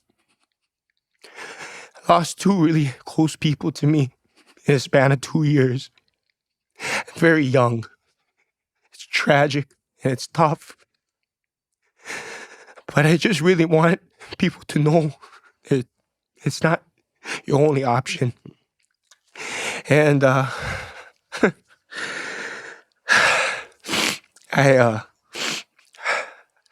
remember them every day. I just hope that people can see how much it affects other people around them. You're not alone. And I know it's tough, but I just want to say, just got to stay strong, reach out, talk about it. And yeah, that's all I got to say about that. Thank you. Hey, mahalo for sharing. Yeah. Thank you. That takes true courage. It takes a lot of strength to talk about that stuff, especially in a public forum like this. I know it's not something easy. I've lost grandparents, unexpectedly, but never to the same situation. Yeah, and I can't imagine what it's like to go through something like that. Personally, I've talked to other people who've been through situations like that, and they share ways they cope. And Rob DeMello, our last episode of the year, he just talked about losing his best friend to a drunk driving accident when he was 25. And that was really hard, and he talked about carrying him every single day, just like your family name, carrying him every day. He's like, he's still here with me. Every time I'm broadcasting, anytime I'm doing this, he's right there with me. He's right there with me. So and that's how 100%. I felt like losing my grandpa when I was in the Peace Corps. I was like, I'm finishing this for him, like they're right here next to me. The things that you had to go through with those specifically is like another level, It's a deeper level because they get different situation, The loss, we can relate to loss. Right. But the way it happened is different. I can't really, I don't know what that's like. I'm very fortunate that I still have my cousins, my family, my best friends, my parents. And I can't even imagine like that. I think about, because I see these things, I see people, taking their own lives on social media. I talked with Angela. I hear about athletes, actors, all these things, people that you never would have thought. And just the fact that it could be your closest friend, it could be somebody that you're close with, and then they can just. That's why it's like checking in on people. It's big, like I honestly think about that once in a while. It's just like. Especially if like somebody that they might be like having a little struggle. You think in your head like, would they? It's one of those things. It's like what's interesting is almost the people that you would never expect, almost the happiest people, like Robin Williams, right? That's like one of the biggest examples. And that's mental health. There's people that would be like, you had a rough day, and you kind of resort to something, but it's the people that you least expect. And what do? It's like a silent killer. You can't, you don't know, and so I just kind of, throughout my experiences, I just try to just check in with everybody, man. Check in with everybody. There's people I've checked in with, I haven't talked to them in 5, 6, 7 years. I just gave them a call. Hey, bro. I say, bro, I love you. That's it. And it takes 10 seconds. It's not that hard, but life is short, bro. And you never know. There's a lot of tragedy, and poor thing, these guys popping fireworks, and 3, 4 people gone. You just never know. And I think spreading the law, checking in on people goes a very long way. Goes a very long way. Yeah. So, well, how do you like move past that? And you might never. I don't think you have to have an answer. I think it's something that it's a day to day kind of thing. You don't really ever move past it. No one does. You just don't. I think there's just ways you learn how to live and able to cope better, but you never will move past forget. I tattooed Kason's Hawaiian name Kuleiwi Makekai on my forearm just because every day I just carry him with me, and that guy was he was my everything, man, my drinking buddy, and so it's cool. I'll cheers, and then I'll cheers him, nice. and you just kind of find ways to kind of ease the pain, but the pain's always there. The pain never leaves. Anyone who's went through a real tragedy, multiple, nothing ever changes. You just learn better ways to deal with it, I guess, I mean, that's really all. I mean, and everyone's different, but I think the people that really feel it, they just, my classmate just passed away. My first of Kamehameha School's 2016, Preston Kaluhiva was my classmate. That was your classmate? Yeah. So I'm ready to go into 2025. Yeah. 2025, please, everybody, stay safe, stay healthy. And it's tough, but and he was a great friend. Just always happy, always nice, smiling. And that was a tough one, and haven't seen him in a while, but I remember running into him not too long ago, and just, you listen, man, everyone loses loved ones. So just learning how to deal with that too is part of mental health. And totally. I'm figuring out the mental health game every day. It changes. We're not professionals. We're figuring it out as we go. I'm probably worse than 90% of the people. But I don't know, man. I'm trying, man. I'm trying. I'm trying. So, Well, I'd love to dedicate this episode to Victoria Lee. Yep. And Kason Bio. What is the Hawaiian name? Kuleiwi Makekai. Preston. Preston Kaluhiva. You can't forget the names, man. Some, tragic losses in 2024, but it's a new year. Hopefully we carry them with us and, we continue to live and honor them, Yeah, 100%. Okay. What is one thing that you do in your life that helps you with your mental health to keep you healthy, keep you in a good spot where, you a lot of times, we can't help it. We have good days, we have bad days. Sometimes things don't go our way and, we get into dark places. Yeah. But how do you get out of it? How do you keep yourself active, Man, over time, things just kind of changed. Some things was working for me, some things stopped working for me. But I noticed one thing that always kind of worked for me. The two things was working out and just going to the gym, exercising, getting those, what do you call it, good endorphins, kind of getting release, and just kind of, going about it that way. And then second thing is the ocean. I mean, I try to get into the water every day. Whether it's just jumping in 2-3 seconds, hopping out, or staying in there for 2, 3, 4 hours, I just try to get in the water. Something about it, cleansing, healing. And and I think everybody, even people that don't really enjoy the ocean, I think when they come out, they all can kind of say the same thing. It's kind of make you feel better. You're getting in the sun, getting in the salt water, whatever it is. I couldn't tell you what it is, man, but it's something special, and it definitely helps. So clear the mind, So those are kind of the two things that help me. Well, sun, I think scientifically, getting some vitamin D. I think it's really good for you. Even 100. Starting the morning with that. It I don't remember the exact things it boosts, but it's just I know it's really good. That's why I'm pasty. You can guess that I've just been very sad. You can back out the sun. You can get back out no time. Yeah, that's always the toughest thing because I've had injuries before that kept me out for a while. I had wrist surgery a couple years ago. That was a tough year for me.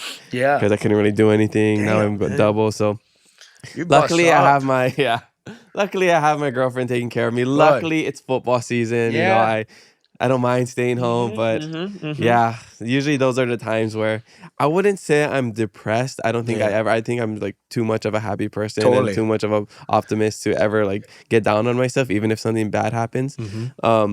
But these are the times where I'm not the happiest I could be, because there are times where you know I'm just like, life is good. I mean, but like besides my body, everything else is good. You know, but like waking up, having a routine, like working out, sauna, cold plunge, I love jumping in the water and surfing. Like those are all the things that I love to do. And now I'm just like, I wake up all sore. Like, do I get out of bed? Do I not? Like, it's funny, man. Like, you take things so much for granted. Or like, I mean, I'm not gonna say people or anything, but like, I take things for granted. Sometimes I gotta check myself.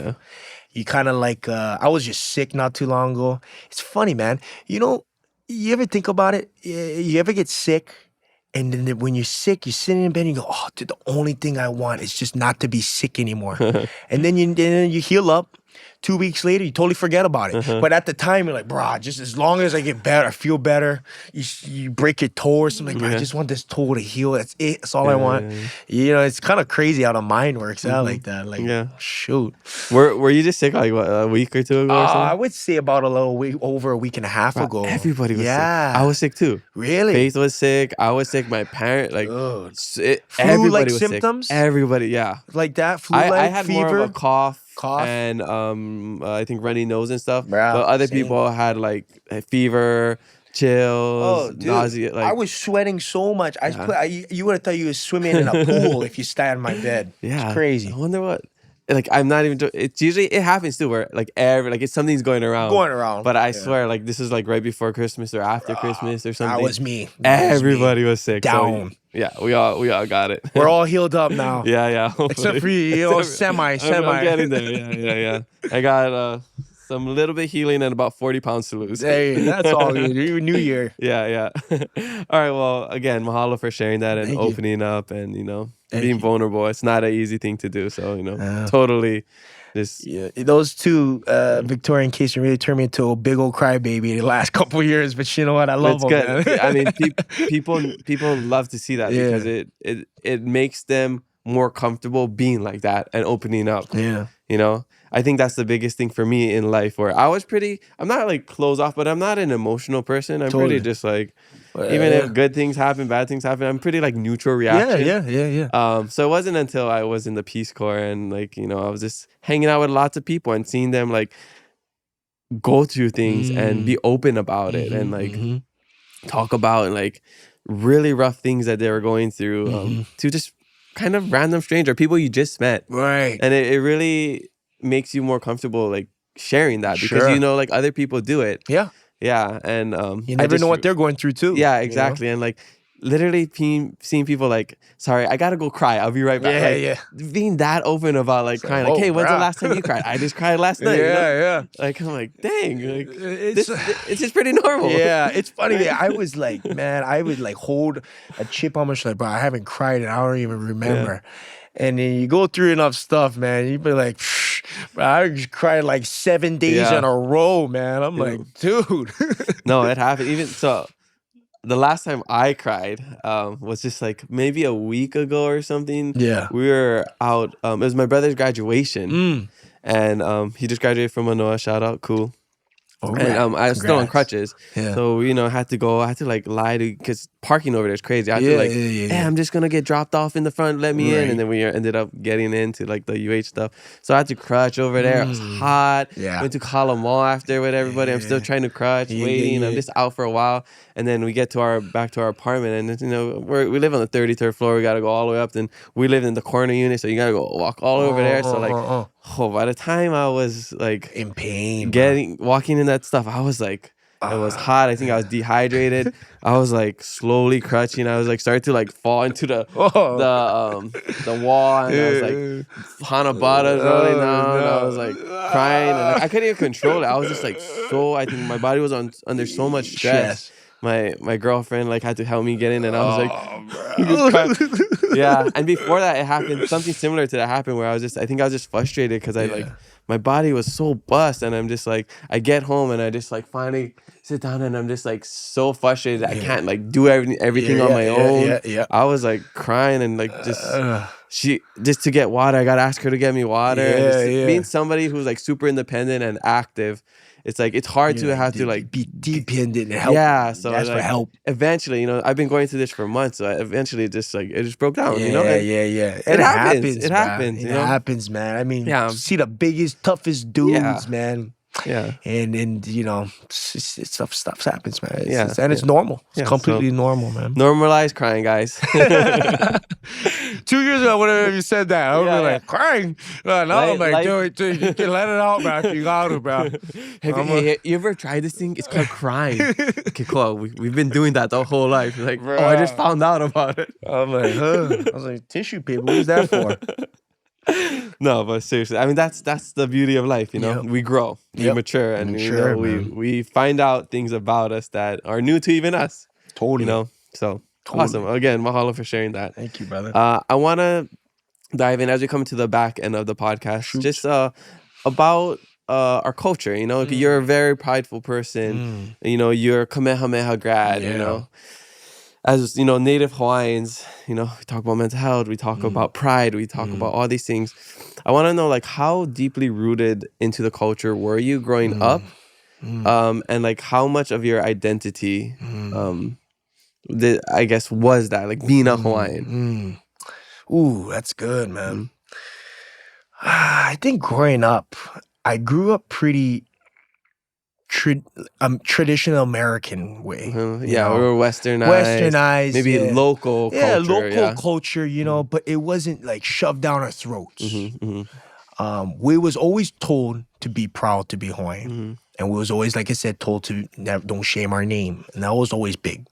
As far as, you know, diving into the freaking lo'i and pulling out stuff, you know, we wasn't that, you know. We go Ridge, Ala Moana, the malls, and we go beach, catch waves, stuff like that. It was pretty normal growing up. And then I got into Kamehameha, and you know, that was kind of like you didn't really. I wasn't really appreciative of it till after I graduated. As always. Always the case. I went Hawaiian immersion school. I didn't care to speak Hawaiian. Did you really? Yeah. You went Hawaiian? I went Hawaiian immersion on Big Island. Damn. A real Hawaiian school. Damn. Easy. No, I mean, you know. My sister's a Kamehameha Cal grad. Oh, okay. We always make that joke there. And my mom's a Kapua Wa'a grad. Oh, for real? Yeah. Okay. So just got to throw that out there. No shade to our, you know, Imua Kamehameha represents most of the podcast guests here. So, you know. Have to. Throw a couple shots. Yeah. So, I mean, we're growing, and then, you know, coming out, I think I took more appreciation for it, you know. And I used to, I was a donkey in high school, man. I was like, and I just wish I took it more serious. I look back at it now, and I just said to myself, bro, what are you doing? I watch people olelo now, right? And I actually told this to my uncle not too long ago. We were sitting at the bar, and he's chattering away, speaking, you know, full Hawaiian. And I sit in there, don't know. I mean, I catch words, phrases and stuff like that, right?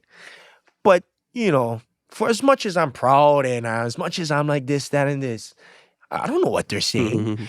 And looking around like I feel like a dummy, you know. I told my uncle, brah, you know what, man? I'm ashamed. I told him. I sit on this table. I'm ashamed. I said, I represent being Hawaiian so much. I talk about how proudful I am. I can't even speak the language. So, you know, one of those things that I had to figure out. And he goes, and my uncle was very kind. He said, you know, Kekoa, you share your culture and represent your culture different ways. Just because you cannot speak Hawaiian. But me, I'm kind of hard on myself. Just like how a lot of people are. And so, I said, oh, well, thank you. Nonetheless, I still want to kind of get back into learning and speaking olelo. I really do. And I'd love to pass that down to my children. To me, I think that's the most Hawaiian thing you can do. I don't care how much poi you can eat. I don't care how much fish you can catch, bro. If you can speak the language, it's something very beautiful, something very special, and very rare. And you hear it, it's like, oh my goodness, it sounds so amazing to me, you know? And I've been hearing it as I grew up and stuff, but now it makes me go, bro, only you are capable of doing what you want to do. Mm-hmm. No one's forcing you. I mean, you're grown adult now. No one's forcing you to learn Hawaiian. Mm-hmm. Back in Hawaii, at Komema, you had a choice, Hawaiian, Japanese, Spanish, but, we all took Hawaiian. You know why? Because they all say, bro, it's the easiest language. Japanese 13 letters hard, in the bro. alphabet. You get them, bro. You already know how, mahalo. Shoot, you get them. So I was a kid, bro. We'll do that. And shout out to all my Hawaiian teachers back at Komema. They loved me and hated me at the same time. But anyways, I wish that I kind of took a little bit more serious. Mm-hmm. How Hawaiian am I? I don't. I've come across a lot of different things as I growing up and learning, maturing. I'm learning every day, maturing every day, and I used to be real. That's racist, I guess. Against foreigners. Prejudice. Prejudice. Yeah, I wouldn't say racist. Yeah. Cut that one out. I wouldn't say racist. I'd say, prejudice. It's a good way to put it. Oh, bro, this guy's not Hawaiian. Yeah, you're right. He's not. But, is he a good person? What does really Hawaiian mean? What's the qualities of being Hawaiian? Yeah, exactly. Because I know plenty of Hawaiians, bro.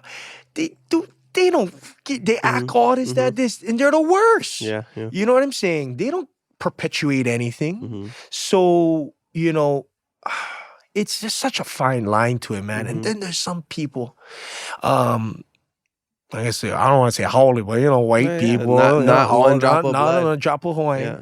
Right, and they are the most Hawaiian at heart.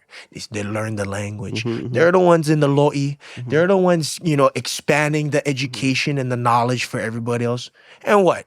So you mean to tell me this brought over here just because he have a gold chain and he got roosters in his backyard is more Hawaiian than this guy? Bro, come on, you know what I mean? So it's like, it's one of those things. I don't know. I guess I just know that I have a responsibility.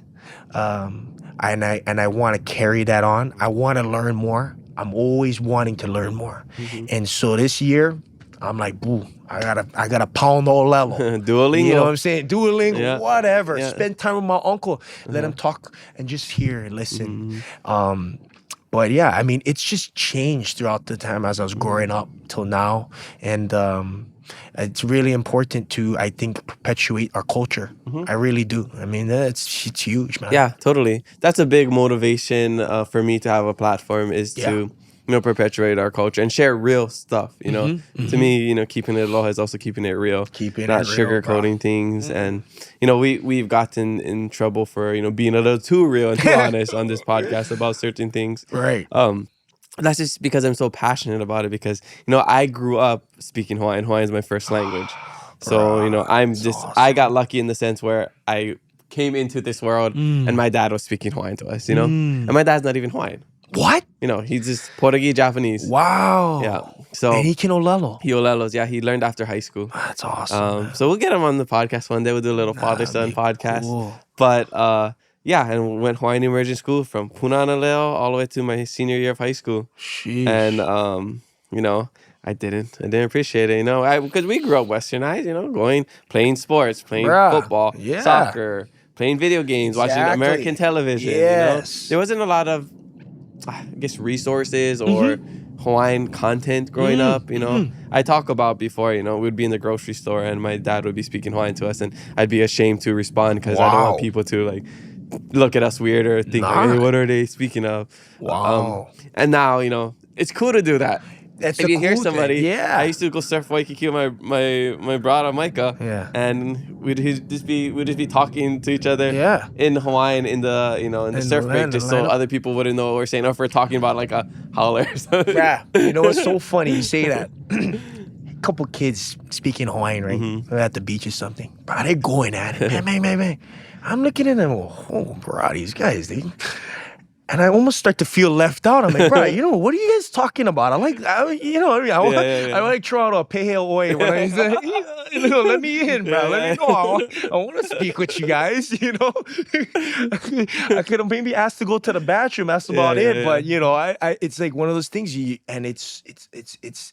I wouldn't want to make the only reason why you want to learn is because it's cool. But you know what, bro? It is cool, and it's awesome. It's awesome, man. Yeah. I love it. Yeah. I love it. Well, I would say like that's the only thing that made me secure in being Hawaiian because if it wasn't for me being able to speak Hawaiian, I never felt like I looked Hawaiian. I never felt like I did Hawaiian things. I grew up playing sports. I grew up playing video games. I grew up watching cartoons. None of that was Hawaiian, or innately Hawaiian. So it wasn't.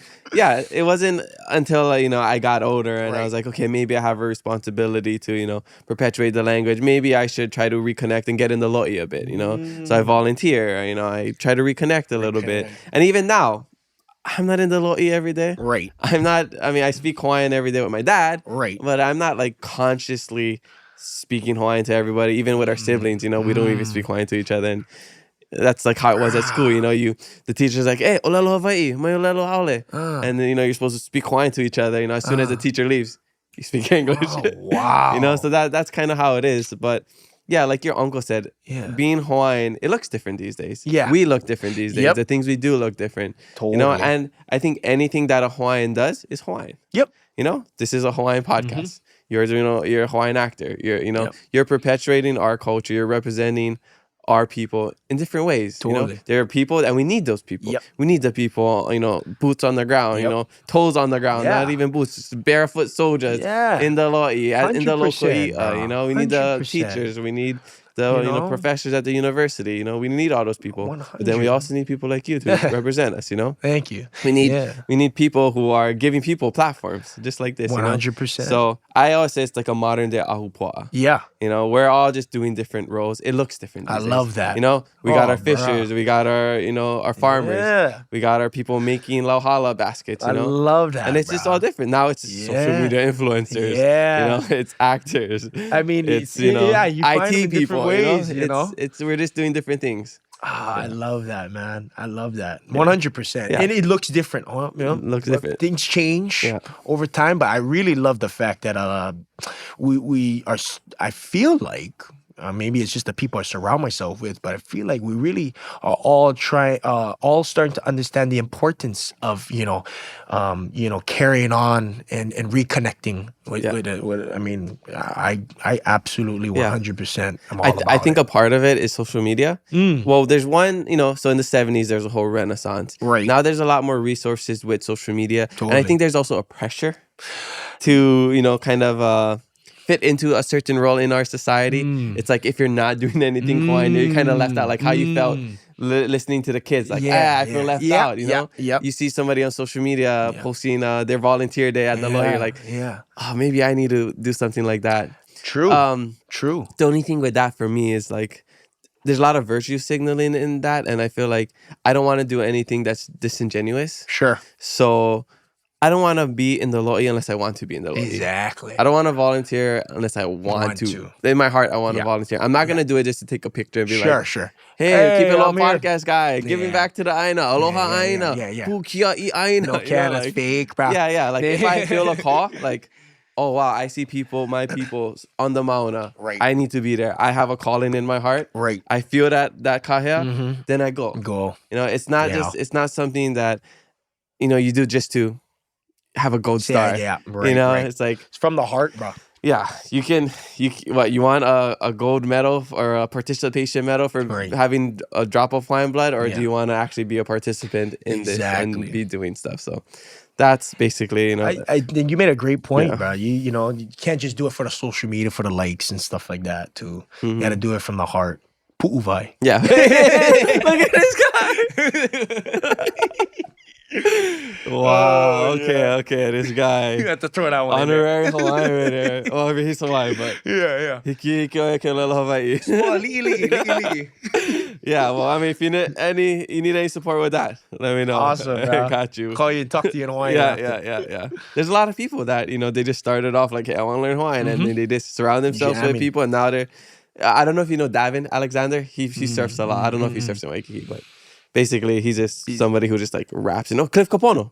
Cliff Capone. You know the surfer Cliff, right? He just talks in Hawaiian now. You know, his son, his son goes to Hawaiian immersion and stuff like that. Yeah, so a lot of people come up, or like the parents learn with the kids. See, so that could be that could be an avenue for you. Yeah, in the future, a couple more years, have a couple keiki around. Yeah, just keep popping some out. Yeah.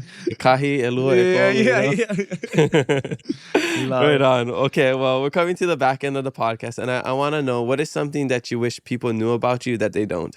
Oh, that's a great one. You're good questions, brother. That's what we do. That's what we do. Good questions. What is one thing people? Yeah, or multiple if you want. Something people think people misunderstand about you. I don't know. It's hard to say. I think.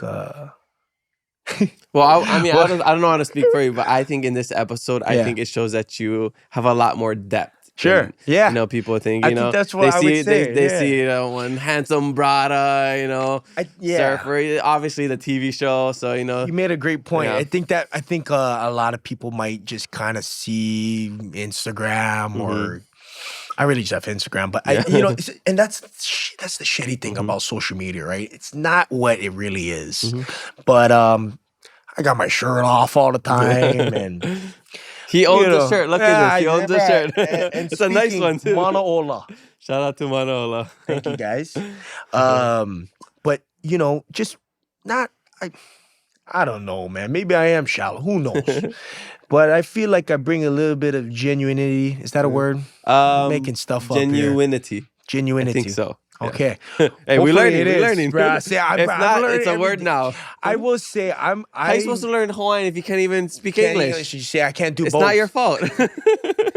But I'm not afraid to look dumb. Really. I think as far as there is a little bit of depth to me. I got a little bit of things that have happened in my life, good and bad, that has made me and shaped me to who I am. So if I come across maybe calloused, might be because of some of my ex-girlfriends. If I come across really happy, it's maybe because of the joy I get from running my business. But I guess I don't really know how people perceive me, to be honest with you. I think a lot of people have all kinds of different opinions.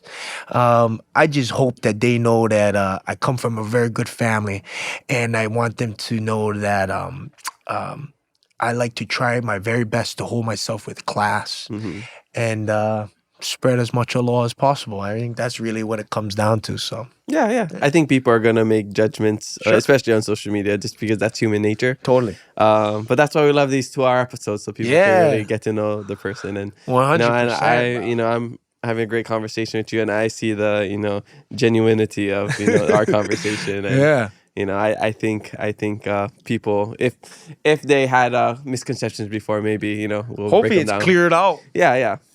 And if it's not, I'll give you my number. You call me. We'll talk story. And the one thing that I've been my motto that I've been thinking about just for the last couple months to a year was just like, anybody under I can't remember if it's 25 or 26, basically when your brain fully develops. Yeah. If they're not 25 or 26, I don't blame them for anything because their brain isn't developed. Yeah, it's not. It's not developed. So when people... I was going to say, are we allowed to say this? But I'm just not going to say it because I always get in trouble. But you're a little dumb. And I'm still super dumb. We're all learning. Like, I got back from the Peace Corps when I was 26, so my brain was fully developed. So basically, from the time that I did the race to 50K, and you guys see me now, my brain... it was already developed, and I still make mistakes. Oh, bro. So I think it's just part of life. We're gonna make mistakes. Dude. We're gonna fail. If we do, fail forward. Take accountability, and that's a great one. Fail forward. Yeah, fail forward. Yeah, I fail if back you fall, many times. I'm pummeling backwards. Fall back when I'm surfing, definitely. And then I fall forward. My other motto is toes to the nose, face to the water. Wow, toast, yeah. That's happened one too many times. That's how I fall forward right there. Can't wait to, be out on the water again. Okay. What is the thing that you're most grateful for? Oh, my family. I think I've said it a few times, but I gotta say my family, man. You know what? It's, and I think, like I said, as I got older, it's been more prevalent that I love my family, and how much respect I have for them. You know, my brothers and my parents, my tutu, and everyone around me. Yeah, I think that's a pretty short, sweet, simple answer. Yeah. Yeah. I could have guessed Keep that. it there. Yeah. Okay. And I just want to know, what are your future goals? You know, what future is like the goals. 5, 10, 20-year plan? Yeah. Sounds like, you know, at some point you want to have Right. kids, but what about with your career and Yeah, everything? career. Obviously, you know, try to stay relevant in the film industry. Hard thing to do, but if you're able to be successful, I would love to stay in that area, because I do live a pretty lavish lifestyle, so I need the money. Can't be eating at Ruth Chris on Wednesdays, you know what I'm saying, and then not working any movies. Yeah. But you know, yeah, staying involved with that, and then obviously the business side. I just started kind of investing into real estate, Nice. so learning, growing.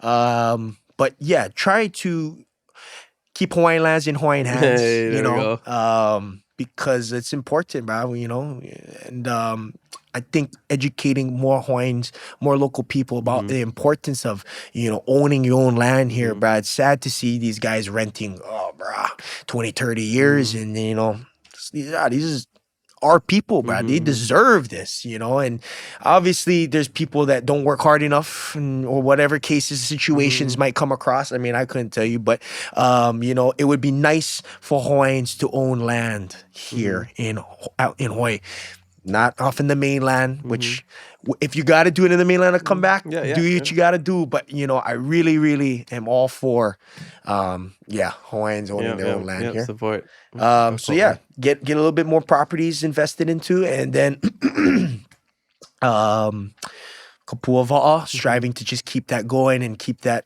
more consistent, and hopefully you know, growing as far as, you know. So you don't have to be there all the time. Don't got to be there all the time, but I mean, also popping up in other places, hopefully. And then just working on just being a better son, brother, and all of the above, you know. Yeah, learning process. Good. Yeah, it's a good goal. As long as you're open to learning and, you know, growing, I think we really can't ask for more. Cannot.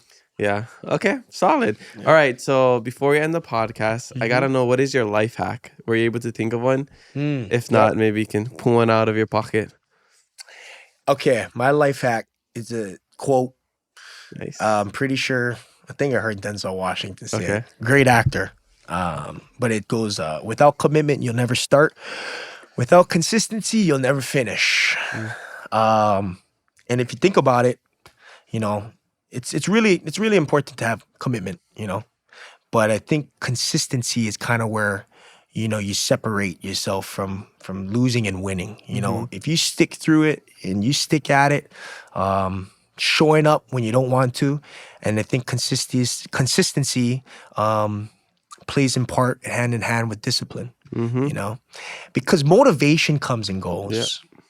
But having that discipline, do I really want to make my bed in the morning? When you're not motivated. When you're not motivated. Right? You know, maybe you watched the two TikToks last night about, you know, and got you jammed up to go work out. But are you going to work out when you're sick? Are you going to work out when you don't want to?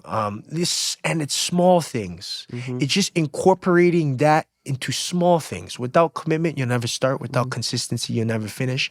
And you just consistently working. It never stops. Like we was talking about learning, growing. I mean, who am I to say? You know, I don't know what I'm doing. I can't give advice to anybody, but at least for me, I try to stay as disciplined as possible. Try to keep my body healthy. I try to keep my mind right, and I try to keep a smile on my face.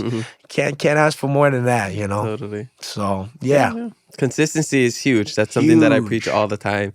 I mean, a lot of people, they will never start, and if they do, they just stop. They fall off. You know, it gets hard. That's the only thing that separates successful people and not successful people, is that the successful people never quit. Never quit. You know, they're consistent. Persistent. Yeah. And the thing is, bro, I'm working on my success, but bro, there's a lot of guys out there, man. I look at them, I go, bro, you could be the most successful guy, but you know, you cannot let that one little nick in the road bump you off and be I'm over it. So try to kind of also uplift my friends and family and people around me too. Kind of just, I gotta practice what I preach too. So, okay, if I ain't showing up at the gym tomorrow because I'm hungover or something, you better knock on my door and get me out there. Yeah, you need to make captain position. You gotta show up to work on time, Laka. Bruh, for Come real, on, man. Sheesh. Now, one of my other Giving it favorite away. quotes is the man who loves the journey will walk further than the man who loves the destination. Totally. And I think that has to do with some consistency as well. Because it never stops. Just keep walking. Yeah. Just keep walking and enjoy the journey. The good, Love the it. bad, the ups and the downs. It's all part of the journey. I love that. Awesome. Okay, so before I can let you go, I have my last fast fave 5 questions. These are just rapid fire answers, okay? Shoots. Okay, what is your favorite guilty pleasure? Liquor. What kind? What's your favorite? All of them. Tequila, whiskey. Mixed together. Anything. Jungle juice. Yeah. Okay, favorite post-surf snack? Ooh, gotta go with Kalua pig poke and rice. Oh, nice. From where? There's a spot right up New Orleans by my house. I don't even know so what it is. good. Right next to Shin Shote. It's so good. I don't even know. It breaks them out and breaks the brain. Yeah, You can't yeah. even think. Exactly. Okay, favorite thing to do outside of the water? Favorite thing to do outside of water? I love to work out at the gym. Okay, nice. I see there's always at least one scene of you working out in Always. rescue guys. Love it. Okay. Favorite way to recharge? Ooh. I ride my Harley. Oh, you ride bikes? I got a little okay. Sportster. You're like a Okay. mini Jason Momoa. You really are young Yeah, Jason yeah. Momoa. He loves riding motorcycles. He was a lifeguard. He played a lifeguard. Yeah. But yeah, I love to. Are you gonna be Jason Momoa in the next 10 years? No, man, I can't grow my hair out like that, dude. I keep. Well, I it hope your clean career cut. trajectory goes like Jason Momoa. That At is least there. hopefully At least that, what yeah. would happen. Yeah. Okay. Last one. Favorite date night spot? Whoa. I guess it doesn't have to be night. Just favorite date spot. Oh man, I got so many. Give us for the people that need a little advice. What's the play? I'm good. I'm happy. But for the people that they need some help. You know what? Man. Okay, you do a couple things, right? First night date, whatever.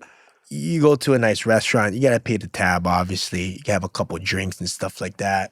Maybe hit a couple spots. Maybe go hit a nightcap somewhere. But to seal the deal, I don't even want to say it. Is this your serious? It's just OG. It's OG. It's classic. I don't want to blow up the place, but every local people know. All the local people know. It's getting a little dangerous, but Tantalus. Oh, okay, Pull up the car to I was gonna Tantalus. say Moani's or District. Oh man, no, that's like without the date. That's to find the date. But you go up Tantalus, pop the tailgate, little speaker, nice cooler, and look at the Honolulu city lights. Mm-hmm. Go Friday night, 8:00 fireworks. Oh, yep, that one too. Yeah. I got actually some good spots for that. Okay. Though. Hit him up if you really need help. Yeah. If you need help, I Kekoa got you, brother. Kekumano life dating coach coming soon. Yeah, play hitch. Yeah. All right. Well, that's all we got for you today. Awesome, bro. It was a Mahalo for good talking podcast. stories Thank and sharing everything with us. Is there anything you wanna say before we wrap up, or if not, tell us where we can find you. I talked a lot already, so you can just find me on Instagram. Kekoa Kekumano. Yeah. Okay. But shout out your show. Oh, yeah. I'm sure your agent That's will be a like, big hey, one. okay, Yeah. listen. Rescue High Surf, guys. Coming back on January 20th on Fox. You can catch it next day on Hulu, Monday nights, 8:00. There you go. Mahalo Kekoa for joining us on the Keep It Aloha podcast. Spread love, be kind to one another, and mahalo for listening to us today. We have new episodes every Thursday, so make sure you follow us and leave a review. I'm your host, Kamaka. Remember to always keep it aloha.